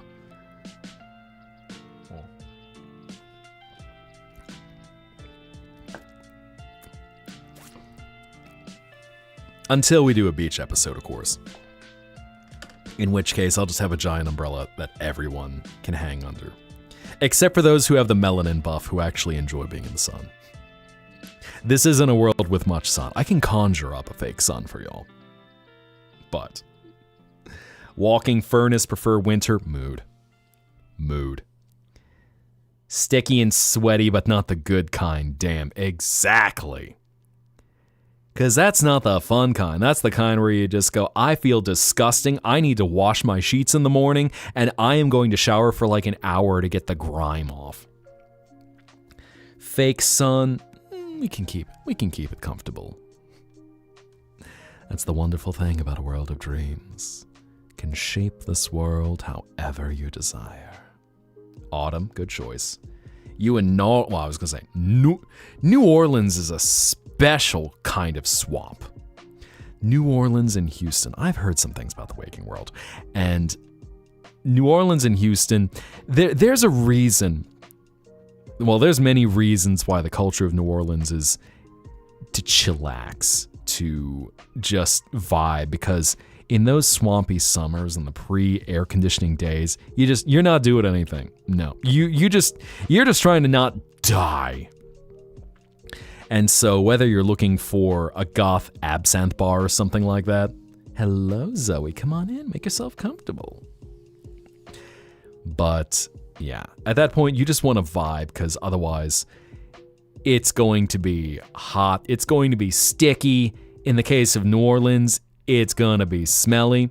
And the Mexican tradition of siesta, yes. I was gonna say, between Mexico and Spain, with the siesta, just to go between noon and 2, siesta is too hot. Just close everything down. We're gonna go have some tinto de verano and go relax, because otherwise, it's freaking hot. Getting hit hard with heat, yeah, everyone. And also, just good chance for lunch. Get some lunch, take a little nap. At least I know in the case of, I was going to say, probably many areas of Mexico as well, since a lot of it is desert, where at least it is dry heat, so getting some shade can help. Back in June, couple of random rain showers, be in the 90s. Ugh. Oh God, I can feel the wetness on my scales just describing that. Yes, stay cool, stay chilled out, stay relaxed. Just grab the cold scales of a dragon.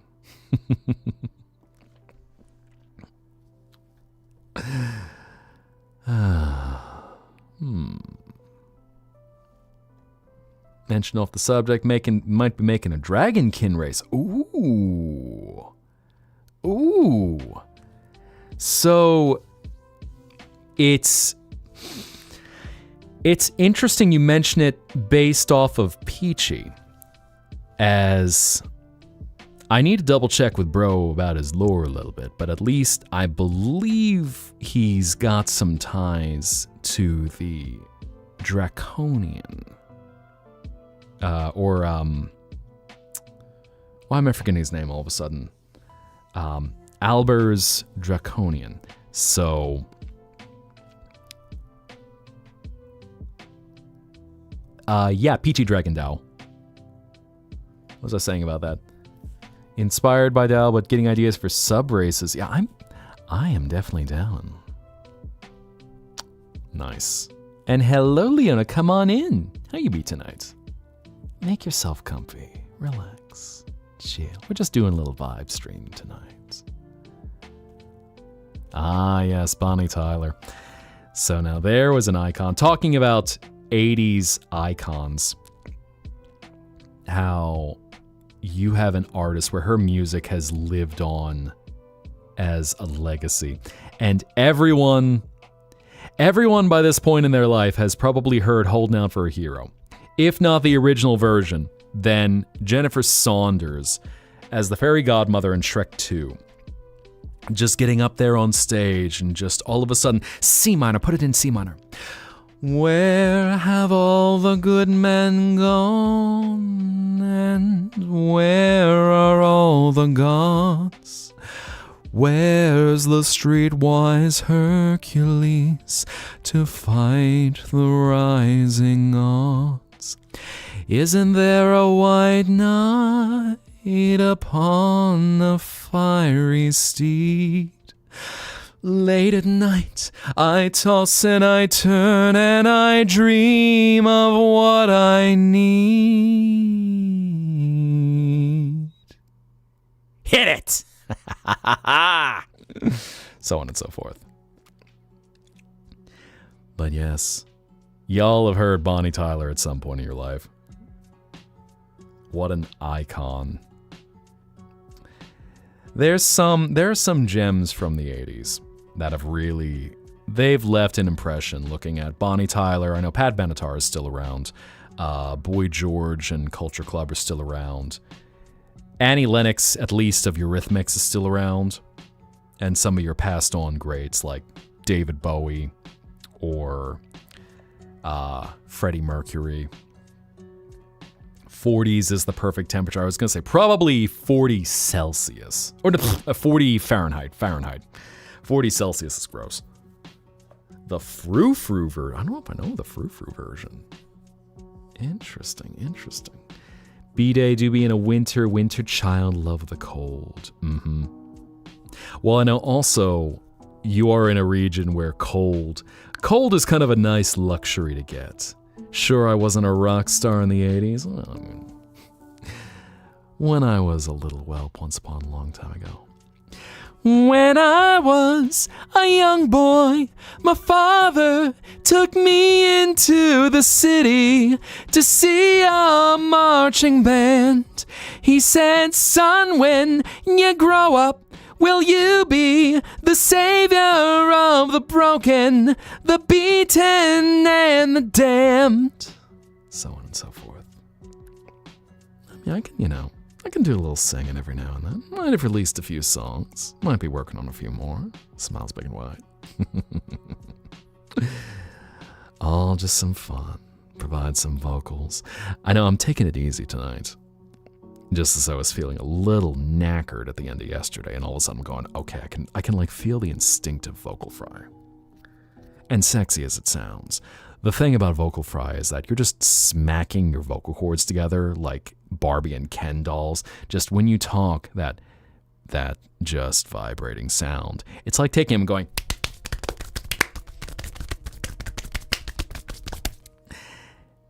And so you want to be careful because that just strains them and really can make them even more worn out if you're not careful. I mean, it sounds ultra sexy. But just remember, when you're talking with vocal fry, it's like taking your Barbie and Ken doll and just going with everything you say. Now kiss.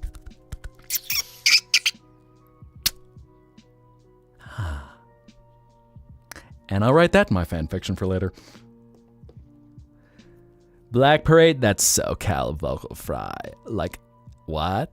Oh my god, like, totally down in the valley. We're gonna go, like, to the beach and do, like, things. Are you, like, down to, like, things? I totally got my mom's credit card. Yeah, I'm totally allowed to use it. She doesn't care. Like, cha. Next, you know, becomes an ASMR stream. Not this one. I am looking at a few things, because I do want to start doing that for y'all. Got one project I'm working on, but also to finally start doing some ASMR streams for something that hopefully is nice and hypnotic. I need to get a few more triggers, because that's the thing with ASMR, is when you're kind of going around and trying to find the things that'll be auditorily stimulating. Because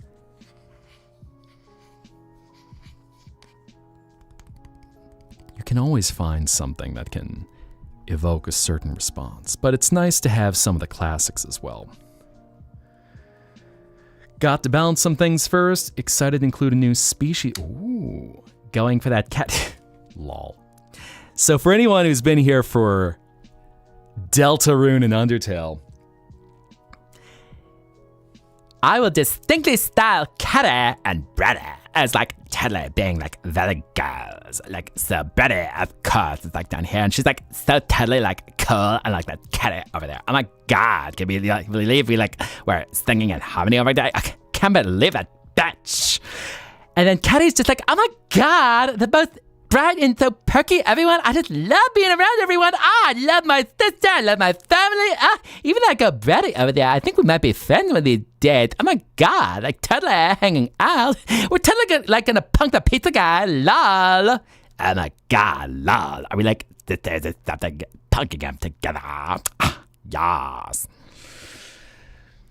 Brady and Caddy are awful characters, but they're so much fun. They're right up there with Rules Card, where it's just the characters, I do not like them as characters, because you can tell these are not good characters. They're assholes. But they're fun. Oh, I see those yasses in the chat. It's funny, so HH just passed on. I forget if it was either you or, was it you? As I was looking for something, one creator... was it? Yes, thank you. It was UHH. One creator who I love to stream, they have a yippee meter. And I've been looking at adding that in for some of the high energy streams. But why was I talking about that? Why was I talking about the Yippee meter?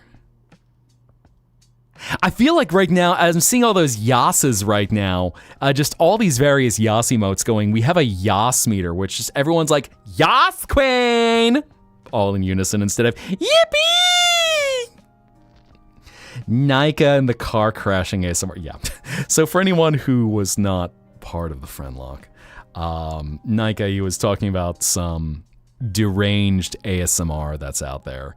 Usually where it's some terrible thing happening, like your boyfriend falls down a flight of stairs into traffic and then proceeds to get completely crushed.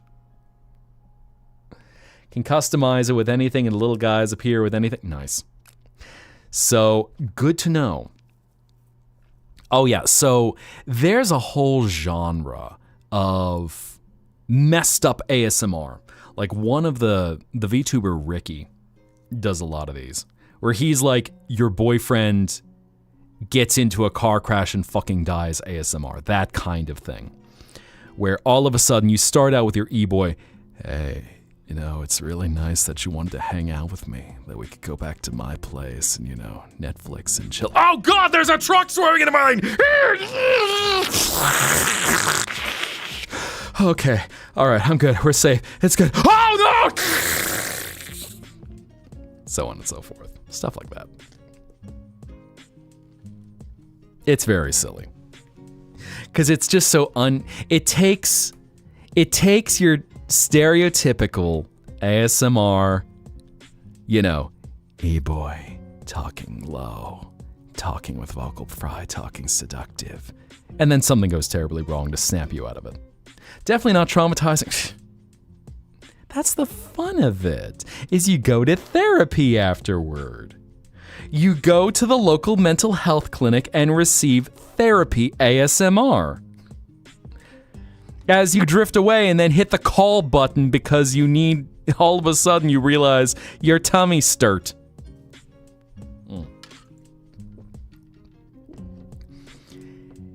Yep. That's a whole nother thing. There's a whole series. I know, I'm breaking my rule. We were talking about Mariah. I know, Infamous has popped in and left since then. I'm breaking my rule and talking about Christmas. Long too soon. But where people had taken Mariah Carey's All I Want for Christmas and then just twisted it into the most unhinged things, where it's like, Mariah Carey sings All I Want for Christmas, but there's a bee in the studio. Or Mariah Carey sings All I Want for Christmas, but then gets frozen in carbonite, or so on and so forth. Or Mariah Carey sings All I Want for Christmas, but a truck crashes into the recording studio. Not even exaggerating. Blue Rose over here like, shut! No talk of the forbidden holiday. There's another where she falls down the stairs, which, you know, Queen got her back. Mariah Carey has formed a career where she is the name people associate with this holiday. And she can just have fun goofing around for a short holiday period every year. And man, it's remarkable. Good boy. To leave that kind of, thank you, yee. Remarkable to leave that kind of impression. And it's like, all right, any haters, no one's gonna actually win, because let's be real, she's won. She's won the game of life.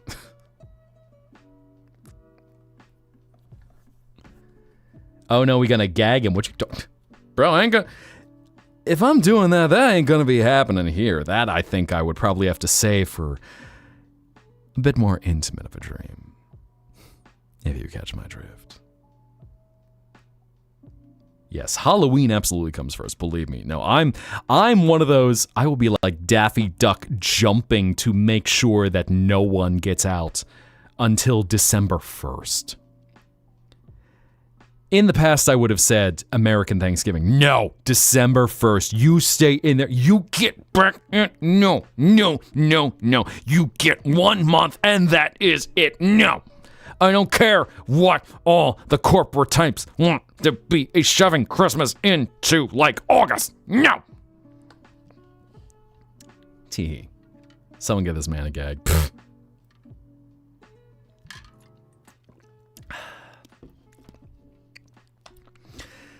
Yes, we sing the joys of Halloween long before we open up the gates for Christmas.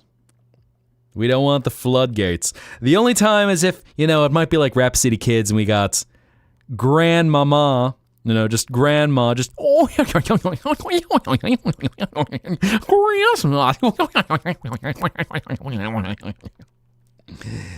give me a soapbox, Thank goodness you don't have Thanksgiving in your country. I know, right? Just makes it easy. December 1st, this is the threshold. Otherwise, the floodgates are up. The horde is not allowed to proceed. Ads gang, ayo. Oh, yeah, ads gang. Right. Tell you what, why don't we take a few minutes for a quick aesthetic pee-pee break? Restock your beverages, chillax, and be back in about 5-ish? About 5-ish. Cool? See you soon.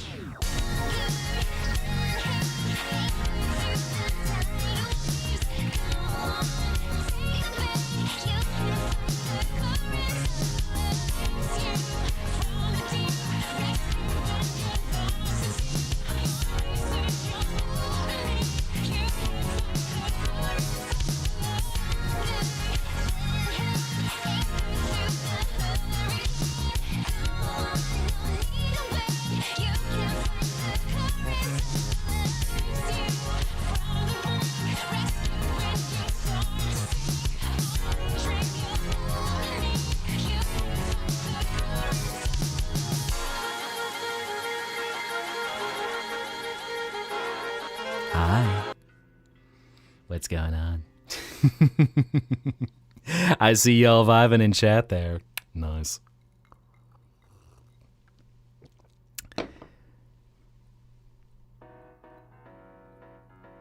You and Floral probably gag me and dregnap me and take me somewhere to interrogate me.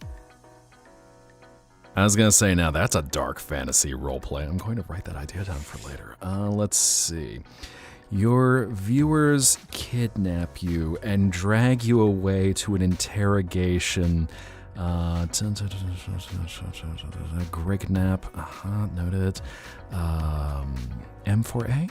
M4F? I don't know, I'll work on that. See if there's a certain target audience. I'm sorry, what was I saying? Hi. Saving the hashtag content. I'm just taking notes.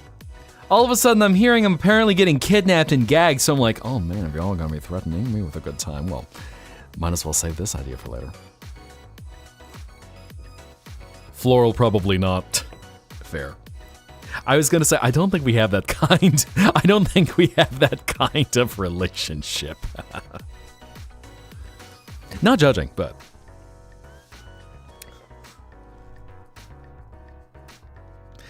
God, where do we get into that? Brainstorming dark fantasy ASMR concept. Or art concept. Does this power anyone's art fight? Actually, no. Art fight has no NSFW, so should not be pushing that too far. At least I think. Any y'all doing art fight, correct me if I'm wrong. I'm pretty sure they don't have anything they don't have anything for 18 plus material.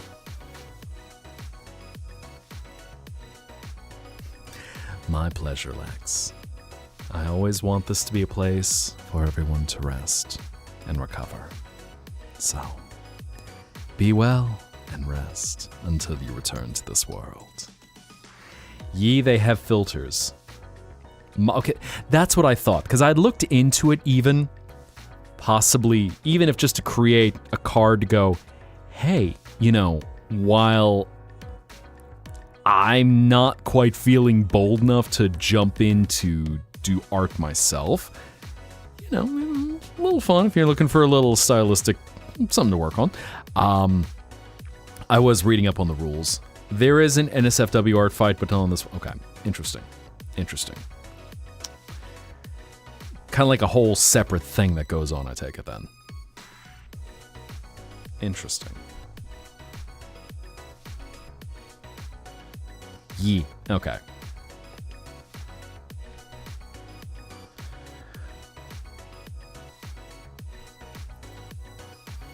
Which I guess is also, I was trying to think, I know Art Fight is, once I'd done some reading, how it's been around for over 10 years at this point.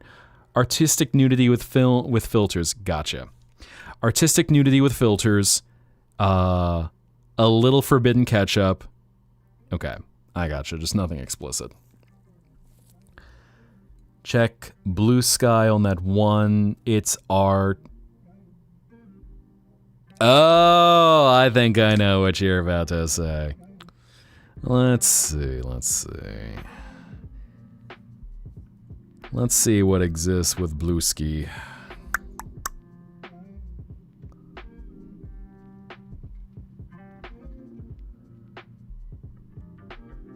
Oh yeah, that is a whole thing. Definitely can't show that on stream. Interesting. Okay, fair enough.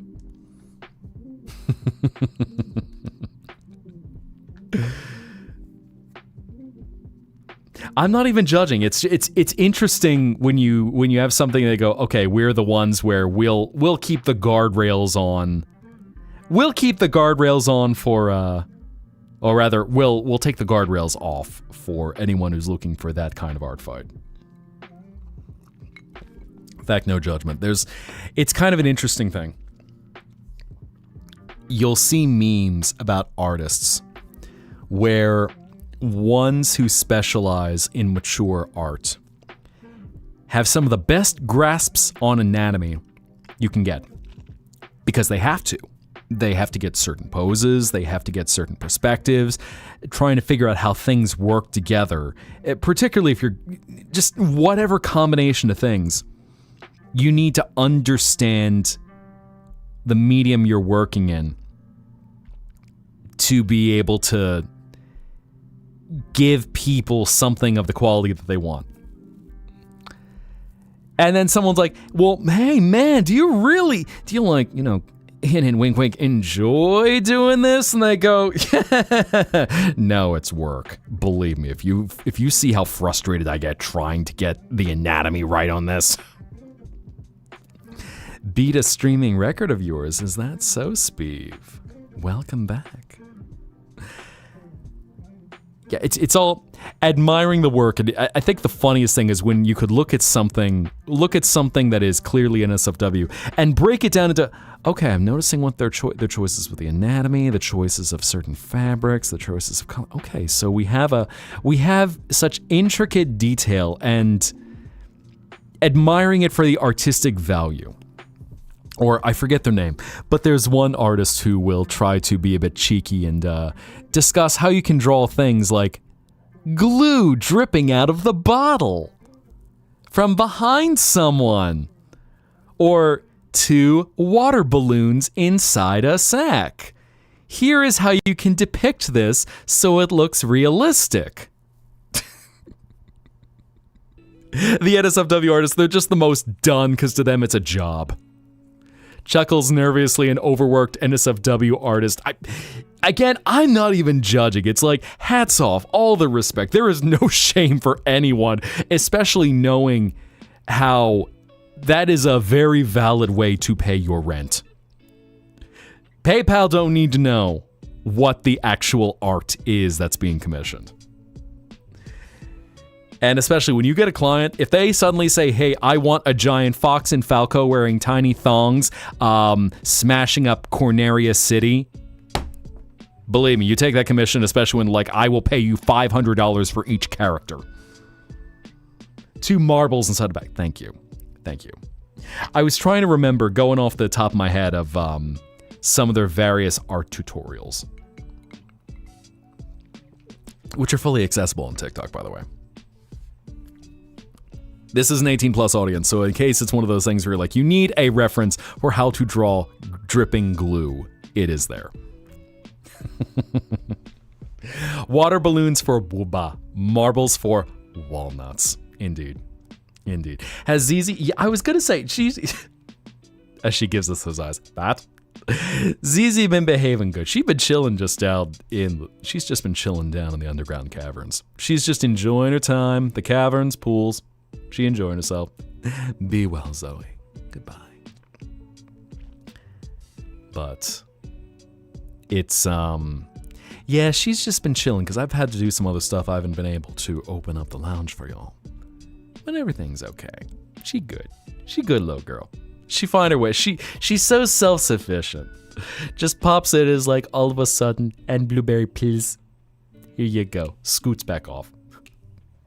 Off to be a guiding light for wandering souls. She good girl. I know at some point, I'm working on a few new things. So at some point, we will have to bring Zizi into existence. Because I might even...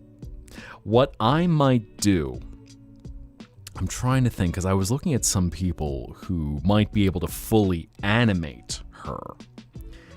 And, so we could have things like give her a head pat, toss her blueberries. Because I was going to say, I don't believe you animate, Leona. And correct me if I'm wrong, just knowing your work, I think you've done primarily still illustration. It is funny to see Ref on an art fight and there's an NSFW version. Yeah. Like, I think I was watching Fable's stream, Fable's Storyteller. And so she happened to be doing an art fight for a Dragon Prince. And it was a Ken doll reference. So all of us, but nonetheless, you're still seeing it and you're just going, oh. You're filling in the gaps of what's there with your mind. But, you know, it's almost like a funny tee-hee, because the truth is, especially for references, if you're working on something, it is better to have all bases covered than forget something, and in case it might be some important detail, even if it's something like, okay, you might have an artistic nude piece, and you're trying to look at, are there any features that are normally hidden by clothes? And trying to go, okay, do I need to... Trying to find your references so you don't need to kind of go, okay, here's how we can fill in the blanks. Okay, you don't do animation. Noted. Okay. And hello, Jesse. Come on in. Come on in. Make yourself comfy. And give your pup lots of head scratches, please. Sweet old boy. Jessie, her golden retriever, she posts some videos of him every now and then when he's getting a treat, or otherwise just resting his head. Sweet old big boy. You go, boy. I forget if you ever actually told us his name. Me, I see cute pet, and I'm just like, oh, what the pets? Can you draw feet? Respected, but no. As for some reason, apparently I've developed this reputation that I'm like weird because I'm not weird about feet. It's like they're there. That's it. Oddly, I've heard of the sort of filling in the gaps method, just not for artistic nudity, but say scales or mention webbing for a spider suit. Yeah. Bello. Thank you. I forgot if you had mentioned that. Good boy. Oh no, not the beans. Not the floral beans. Uh-oh. Just all of a sudden, just squishy beads. You need to make it except you've got Deltarune squish. You've got Deltarune splat sounds, so you just actually touch the bean and go. Just because they're so squishy. Oh no, more bean. No, more bean. So many beans. Oh my god, I'm like surrounded by beans right now. This is someone's fantasy.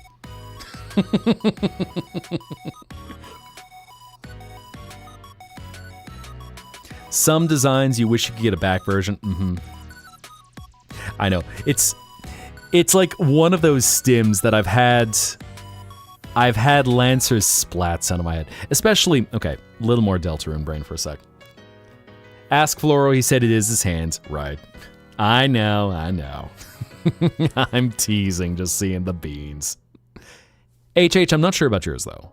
I forget if yours are hand paws or feet paws. What was this thing, though? Ah, yeah. Deltarune and stims. So, who remembers the caw-caw? Little guys. Just shut up.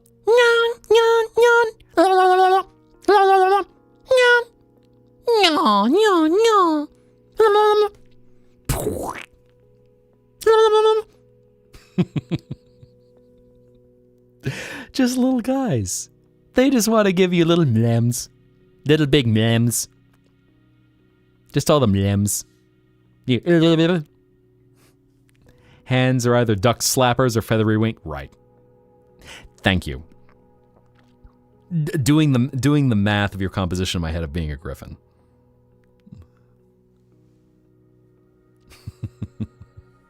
So we got floral paws. We got HH feets. Noted.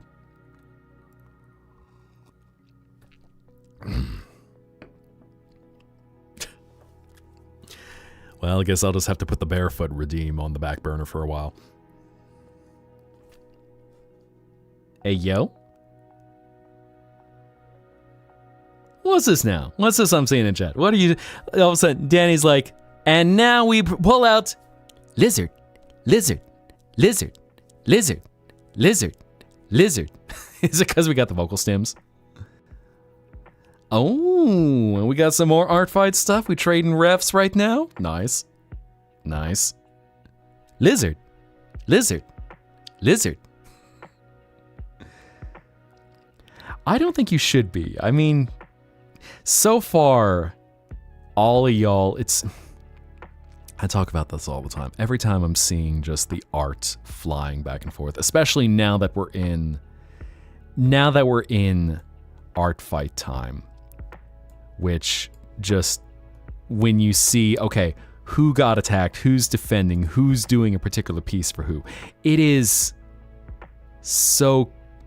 just so beautiful to me. Because one, the bonds sharing art together, but just the inspiration to create something new and something that might be a challenge outside of what you normally like to work on. Something where you're now crossing over characters, crossing over concepts. It's just something, seeing the shared creativity, and it builds up something new where you might get new friends out of it.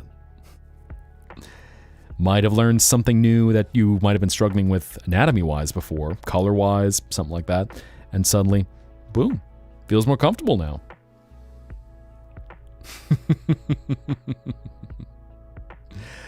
Believe that creator is a type of derg they might have to ask at some other point whenever they're live. Which creator are you talking about that is a type of derg? Which derg are we talking about? What did I miss? Who's a derg? Who else is a derg? Do we have any other dergs? Dergs, dragons. Need to remake ref sheet for new design, composer, and the whip sketches and creative showcase. Okay. Okay, the person who made this emote. Because I don't know Aribu yet. Not off the top of my head, anyway. Ariboop. Let's see who they be. Yep. Ooh. Ooga booga, hi Tuxel. Good morning. We were just talking about Birdman earlier, so welcome in.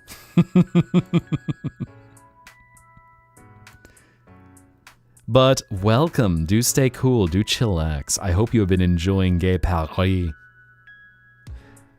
Very chill, pops by your stream sometime. Oh, nice. Nice-oo.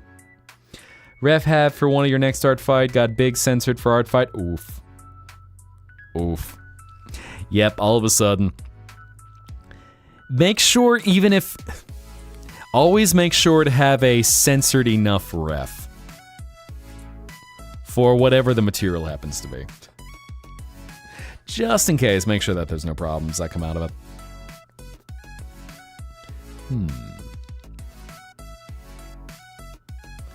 But yes, we're talking art. Random thought. Prince, yes. I'm gonna say this, Leona. Take that sweet boy, make him your own. What's funny is that you and one other creator. Welcome, Dreamer. And hello, Jelly. Welcome in. Make yourself comfortable. We're just talking art fight and some fun stuff right now. So, enjoy your stay. Let's see, where was I going with things right now? There we go. But yes, welcome in, welcome in. What was I saying? Yes, make him your own. It's funny. There's another creator where both of you have. Actually, give me a sec. Let me fix things up for y'all. Something got a little mixed up. Hold up.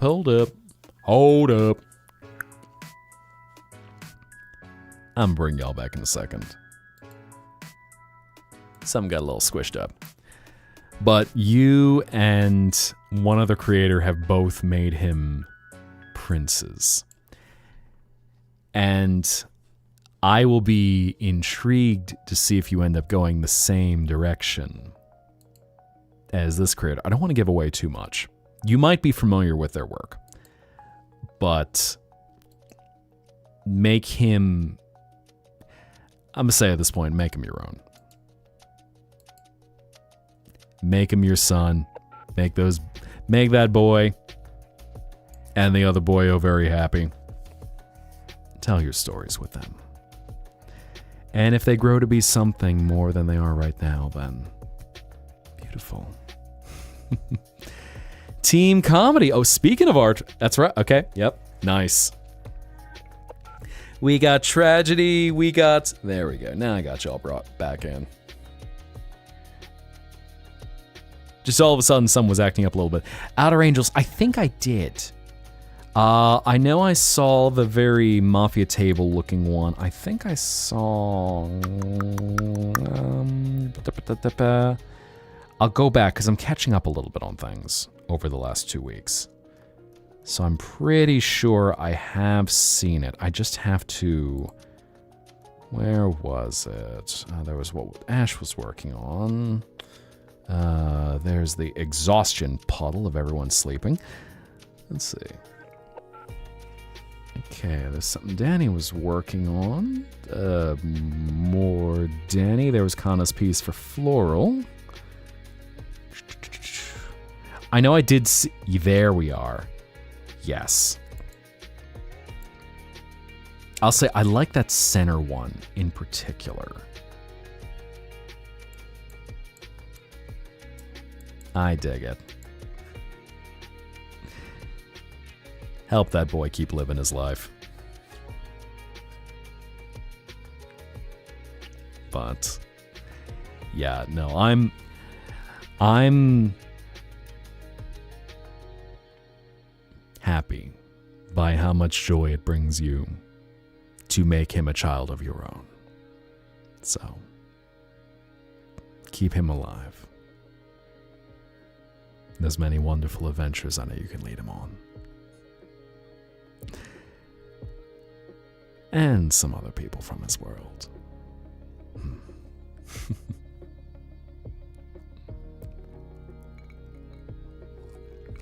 Yep, just found it. So I need to go through as I see everything, but sometimes there's some things where it's like, oh, I saw that. I just forgot because it was in a quick little moment as we bring out the little guys. Oh, the little guys. Because, yeah, I'm curious now. For all y'all who've been doing art fight, how many attacks or how many defends have you gotten so far? Because I know some of y'all have been busy this month. Some of y'all are all of a sudden, it's like the lizard button, just another one, another one, another one, another one. Blanked on what you posted in Showcase, heard your name. So I saw there were 2 pieces I noticed of yours. One, I'm trying to think which one of them I need to double check, but I know you also had one that was you in your mask. Let's see, where was the other one you did? There's a few that Max was working on. Brian Hood, got a few from there. Some of Blue Rose's stuff, Kana's stuff. Your 4th attack. Very jester-looking individual. Speaking of art, how's Vaporeon Pirate Captain Miga? Vaporeon Pirate Captain? Yar, I be a Vaporeon right now? I be the sussiest Pokemon of the 7 seas. The most human-like, some of them say. Yar, I be getting into all the trouble with the Vaporeon. Why Vaporeon? Why did I end up a Vaporeon? I don't know, when did I end up a Vaporeon?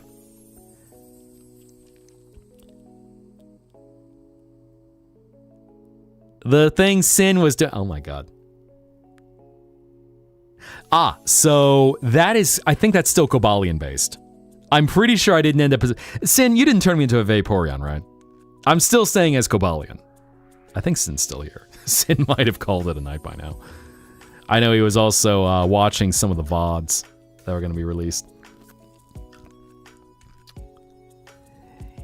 Yes. By all means, come in the Discord, make yourself comfortable. Yeah, so those actually look...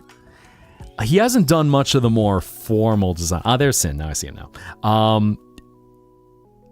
I've seen the first design, which is the very punky styling.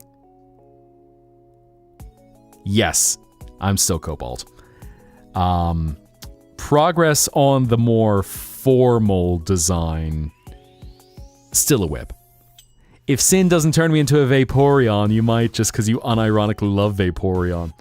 Which, it's funny, I'm like, of all the Eevee... Vaporeon is the meme.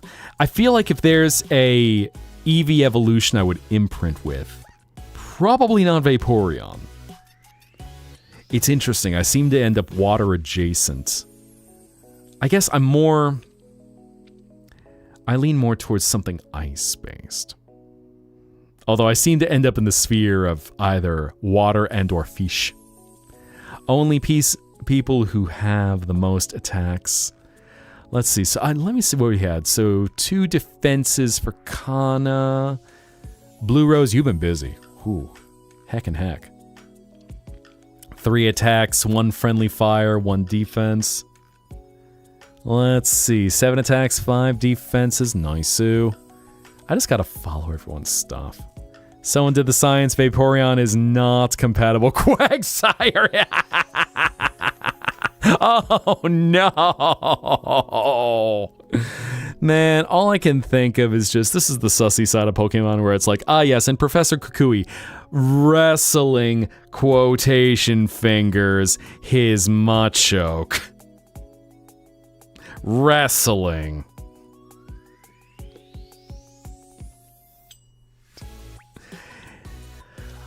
I'll also say that having learned the personality of Cobalion going, I've got a clear idea of where to go with him. Because there's so many ways when you have an original character. It's very much like D&D. I guess in this case, since you do have some... You're stepping into a Pokemon where they've got some traits that at least are kind of built into them. Cobalion being one that, yeah, he's got an established personality. So stepping into a variant of that versus something totally original, like I know some of the Friendlock members had come up with something that they had then put into the characters completely. that was radically different from like an interpretation if you were to try to figure out the personality of that Pokemon. Hi, Calypsy. Come on in, make yourself comfortable. How you be tonight? We're just talking Vaporeon. Time to post Bolt's last... Oh. Rest in power, King. Bolt. May the zebra haunts live on forever. Their sacrifice will not be forgotten. We remember the haunts. Yes, no, yes. Somehow we got on the subject of Vaporeon. I know F's in the chat for Bolt the Zeb Striker.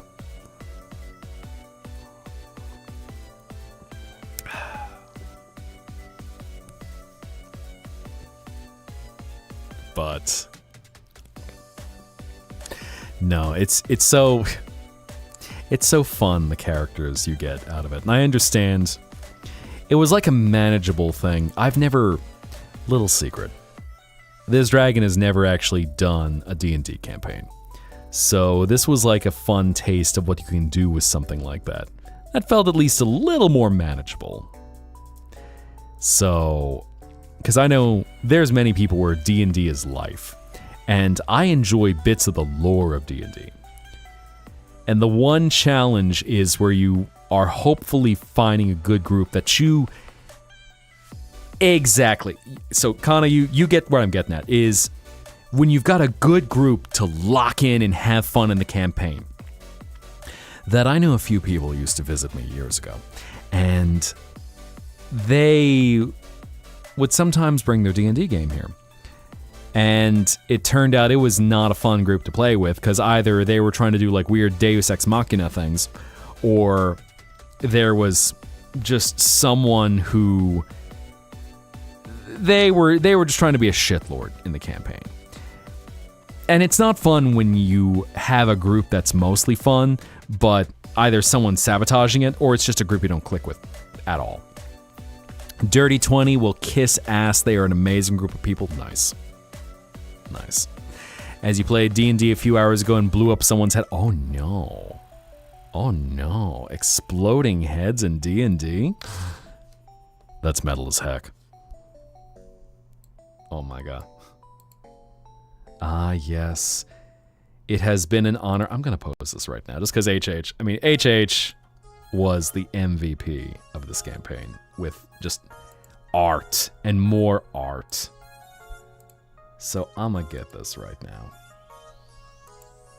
Just so we can remember the final moments. I'm going to download the... Oh, that should not go there.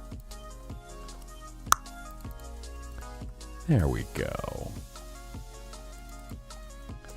Ah, yes. Down we go. But the final moments of Bolt. Going out in a blaze of glory. Live on. May you shock your way into the heavens.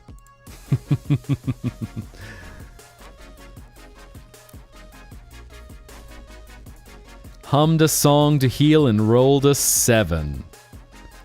Although that might be fun. I know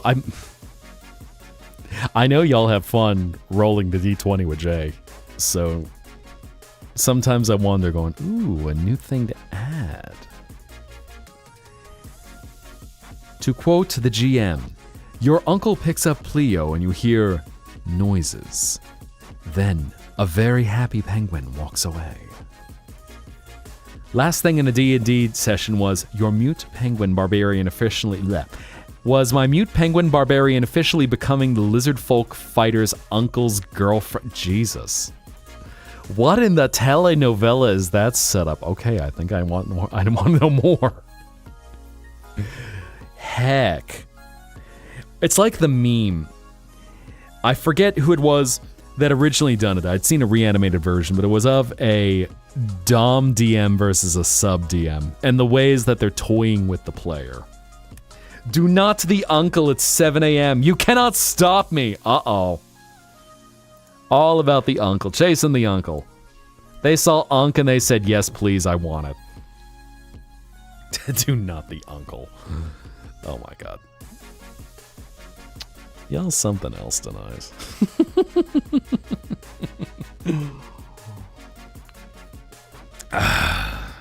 Renfest thing. Oh, now there's a whole nother level of silly fun. And also a place where you really make sure to stay hydrated. Hello, Dubsville. Well, make yourself comfortable. We can chill out for a little bit longer.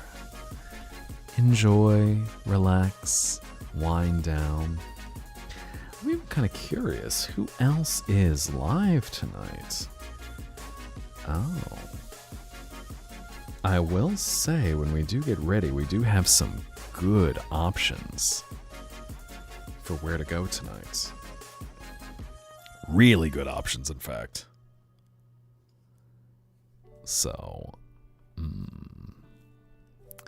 get up at 7 every other Saturday just to play. Wait, 7 a.m.? What? Hellhounds. Where is this group that you have to get up at 7 a.m.? Bruh? Are we talking like a UK group or something like that?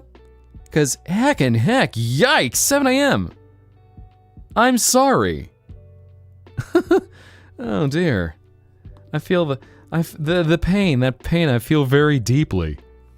One of them is in La France, okay, noted. Absolutely. F's in the chat for your sleep. Ugh.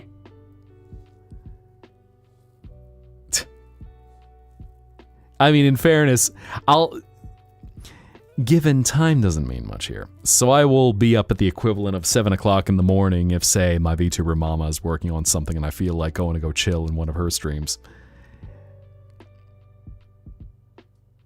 And I know, it'll either be that or potentially going to bed at the equivalent of 7 o'clock in the morning.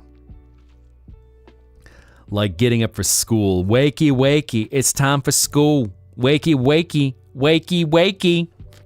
It's time for D&D. It's time to the uncle. Yes. I know if you're talking about my VTuber mama Avi, she's lovely to watch, and you can watch the intricacy of a model maker doing her work, where you can see the detail, see how she puts in the texture, see how she does mesh work, which I'm gonna just shout her out at this point. She is never up at these hours, but if you're ever looking for a good fantasy artist, because it's also, this is one of the fun things is when you can cover just about every hour of the day for someone. So yeah, I will not instill any nightmares in your head where any of y'all are thinking about going back to school. I don't think that's a pleasant dream for most people. 5 more minutes, Mom, more like 5 days of rest.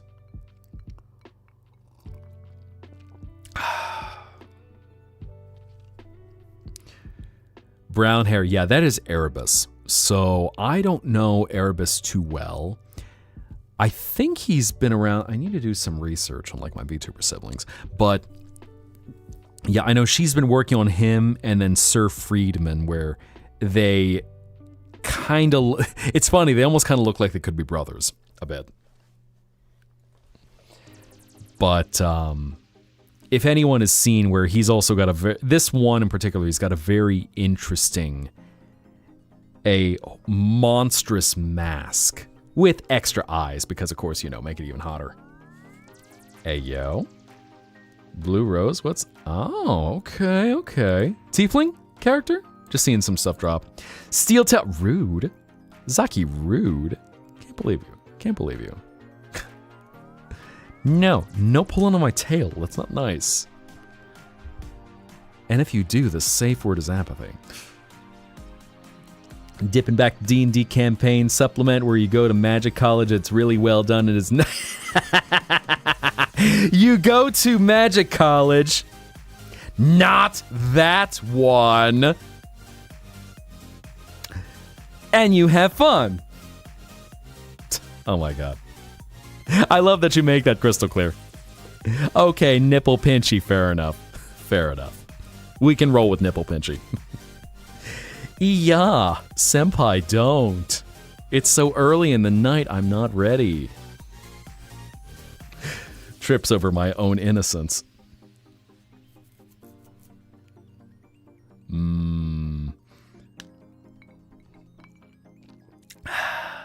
Can't believe y'all. Can't believe y'all.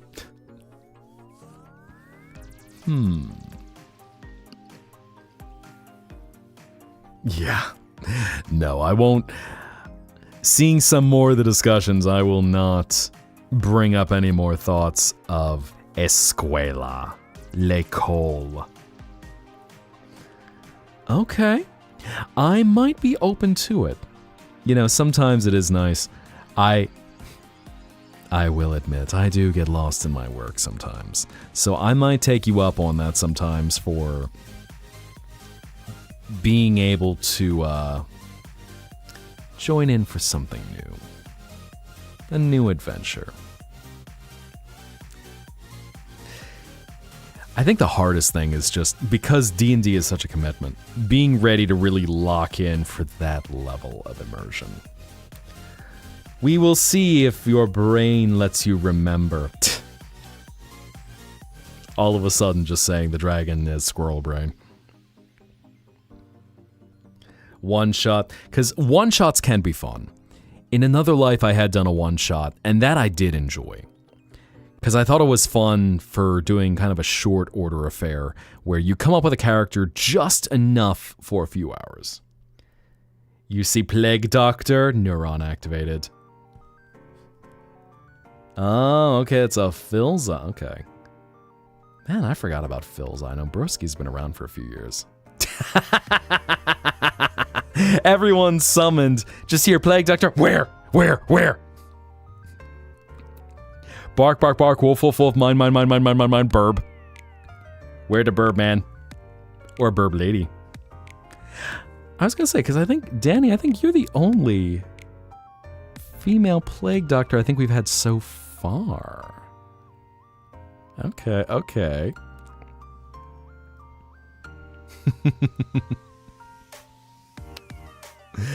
Golly. I feel like we just need... I hope y'all will one day make a Twitch team of Plague Doctors. And Plague Doctor adjacents. I'm trying to think of names to come up with it. Like, I know a hypothetical Twitch team for... So, Dovesville, if you're ever looking for someone who depicts themselves as a female Plague Doctor, check out Danny's work. So she does do it. Would tongue its beak. Real for that. So what you do is you find you see the Plague Doctor. You get close to the Plague Doctor. You roll for charisma. It's a nat 20. You look the Plague Doctor in the eye, longingly, seductively, and you go.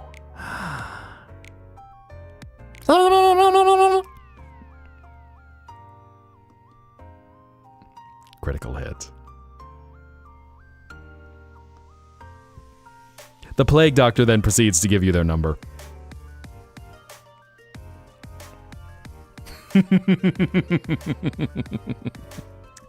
How's that for another ASMR? You... The Plague Doctor. Or otherwise you're touching beaks.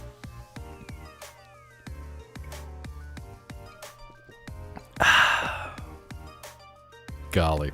Just imagine that. It's like a romantic moment, but they're just crashing the beak masks into each other. Gives credit card, do it. Tukes will just say it, literally, shut up and take my money. Fem la, take my money. That's D&D for you, right? You roll for initiative. Somehow it becomes horny. It's not even intentional.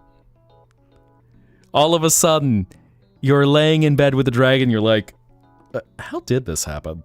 Dragon's like,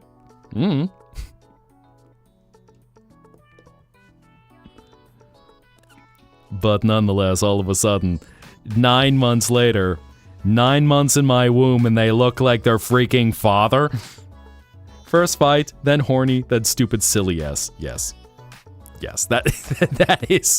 That's a D&D campaign in a nutshell. Repeat ad infinitum. Roll a 20. Aha.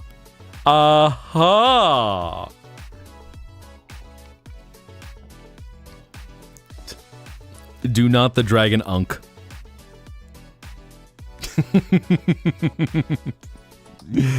And then, of course, every campaign has a moment. You rolled a nat 20. Loot that body. Gotta loot that body. Be playing my flute when I loot that dead kid's body. Do-do-do-do-do-do-do-do-do, bitch. So on and so forth.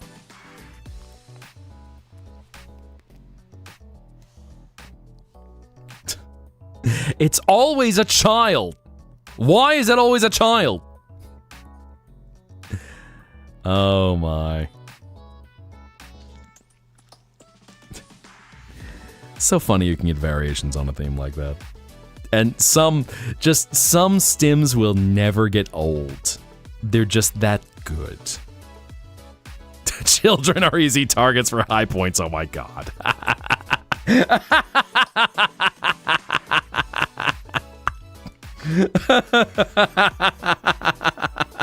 Shame.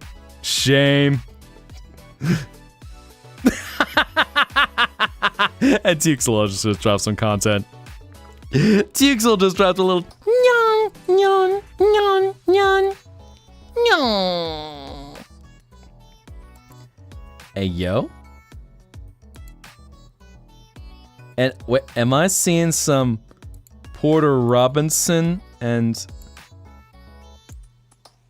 oh. So I was also seeing Broski got some good teeth, by the way. Okay, interesting. Good night, Purple Survivor. Rest well. Interesting.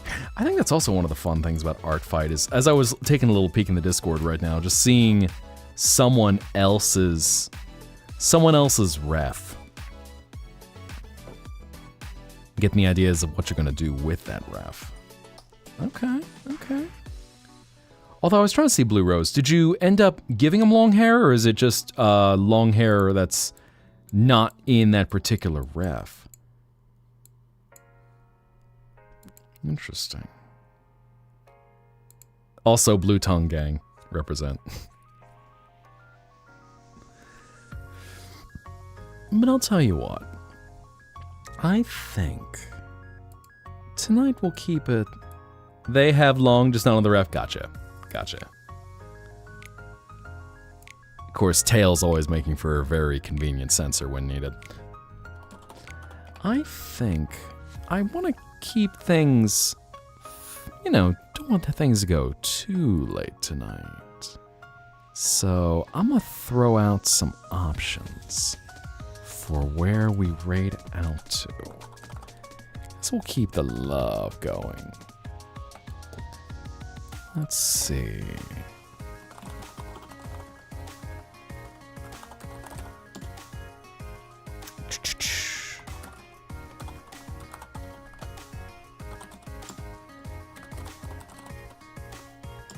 Got a good group of people.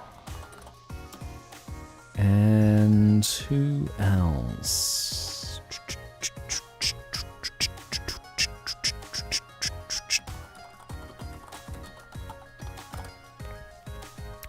Here's the options I'm going to pick for tonight.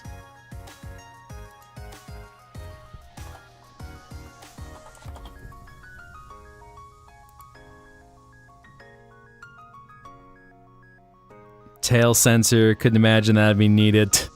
Right. I mean, hey, you know what? If it works, it works. If you need to have your SFW references. So I'll tell you what. I'm gonna send you guys out. Got 5 options, so let me know what you think you might be in the mood for. Because we can go have some silliness with Tomodachi Life. We can go have some chill Minecraft.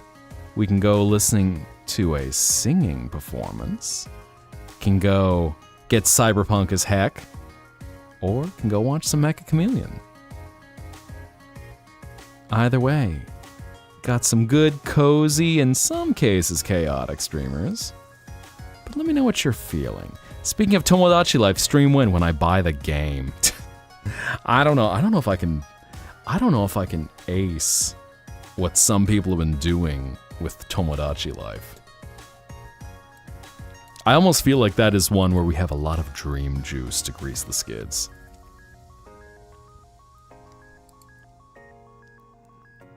But get your vote in if you'd like to set course for where we go next. If we're going to be like Weird-Deared Gaster on the seas, going Chips Ahoy, starfuckers. Oh, okay.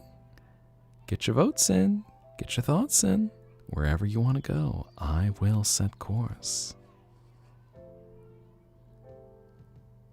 Because we've got plenty of good people to have fun with tonight. So just let me know. Okay, we got Minecraft possibly sing. Oh, is singing picking up? Oh, are anyone else getting any votes in? Let me know what you want. We got a 1 vote distance. And if we get a tie, it'll go to a tiebreaker. Oh, what we going to? By 1 vote, we're going to Minecraft. All right. Well then, the ship gotta dock at some point. Golly, just imagine if we were a captain guided by the stars, venturing out. I'd even thought the seas are endless in this world. So it'd be very interesting. You're crashing the ship, rude. Can't believe you. Can't believe you. But you all have decided where we're going for the night. So I think then it's about time to wind down.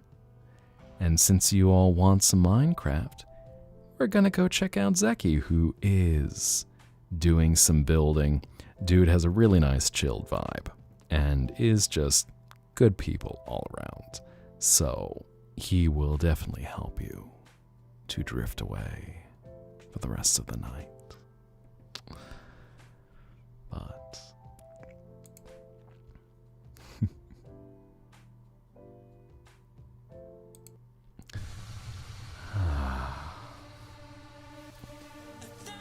I appreciate you all joining me in this world tonight.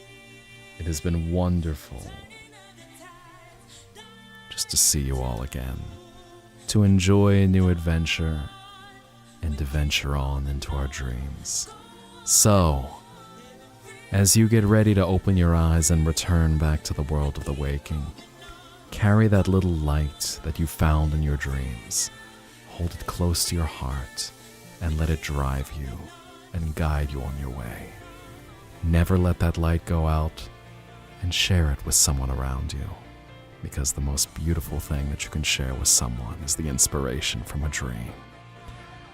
But keep that light in your soul and know that this world is always a place for you to return to. As always, it'll only cost you a memory. But until then, we've got the Discord for everyone to hang out in, and let's get everything ready for heading on over. Dropping our raid message for everyone. I need to set everything because I know my raid message doesn't quite work right to do 2 in 1. But we're gonna go say hi to Zeki as he's playing some Minecraft. So be good, everyone, And until we meet again, I will see you all soon. Good night, dreamers.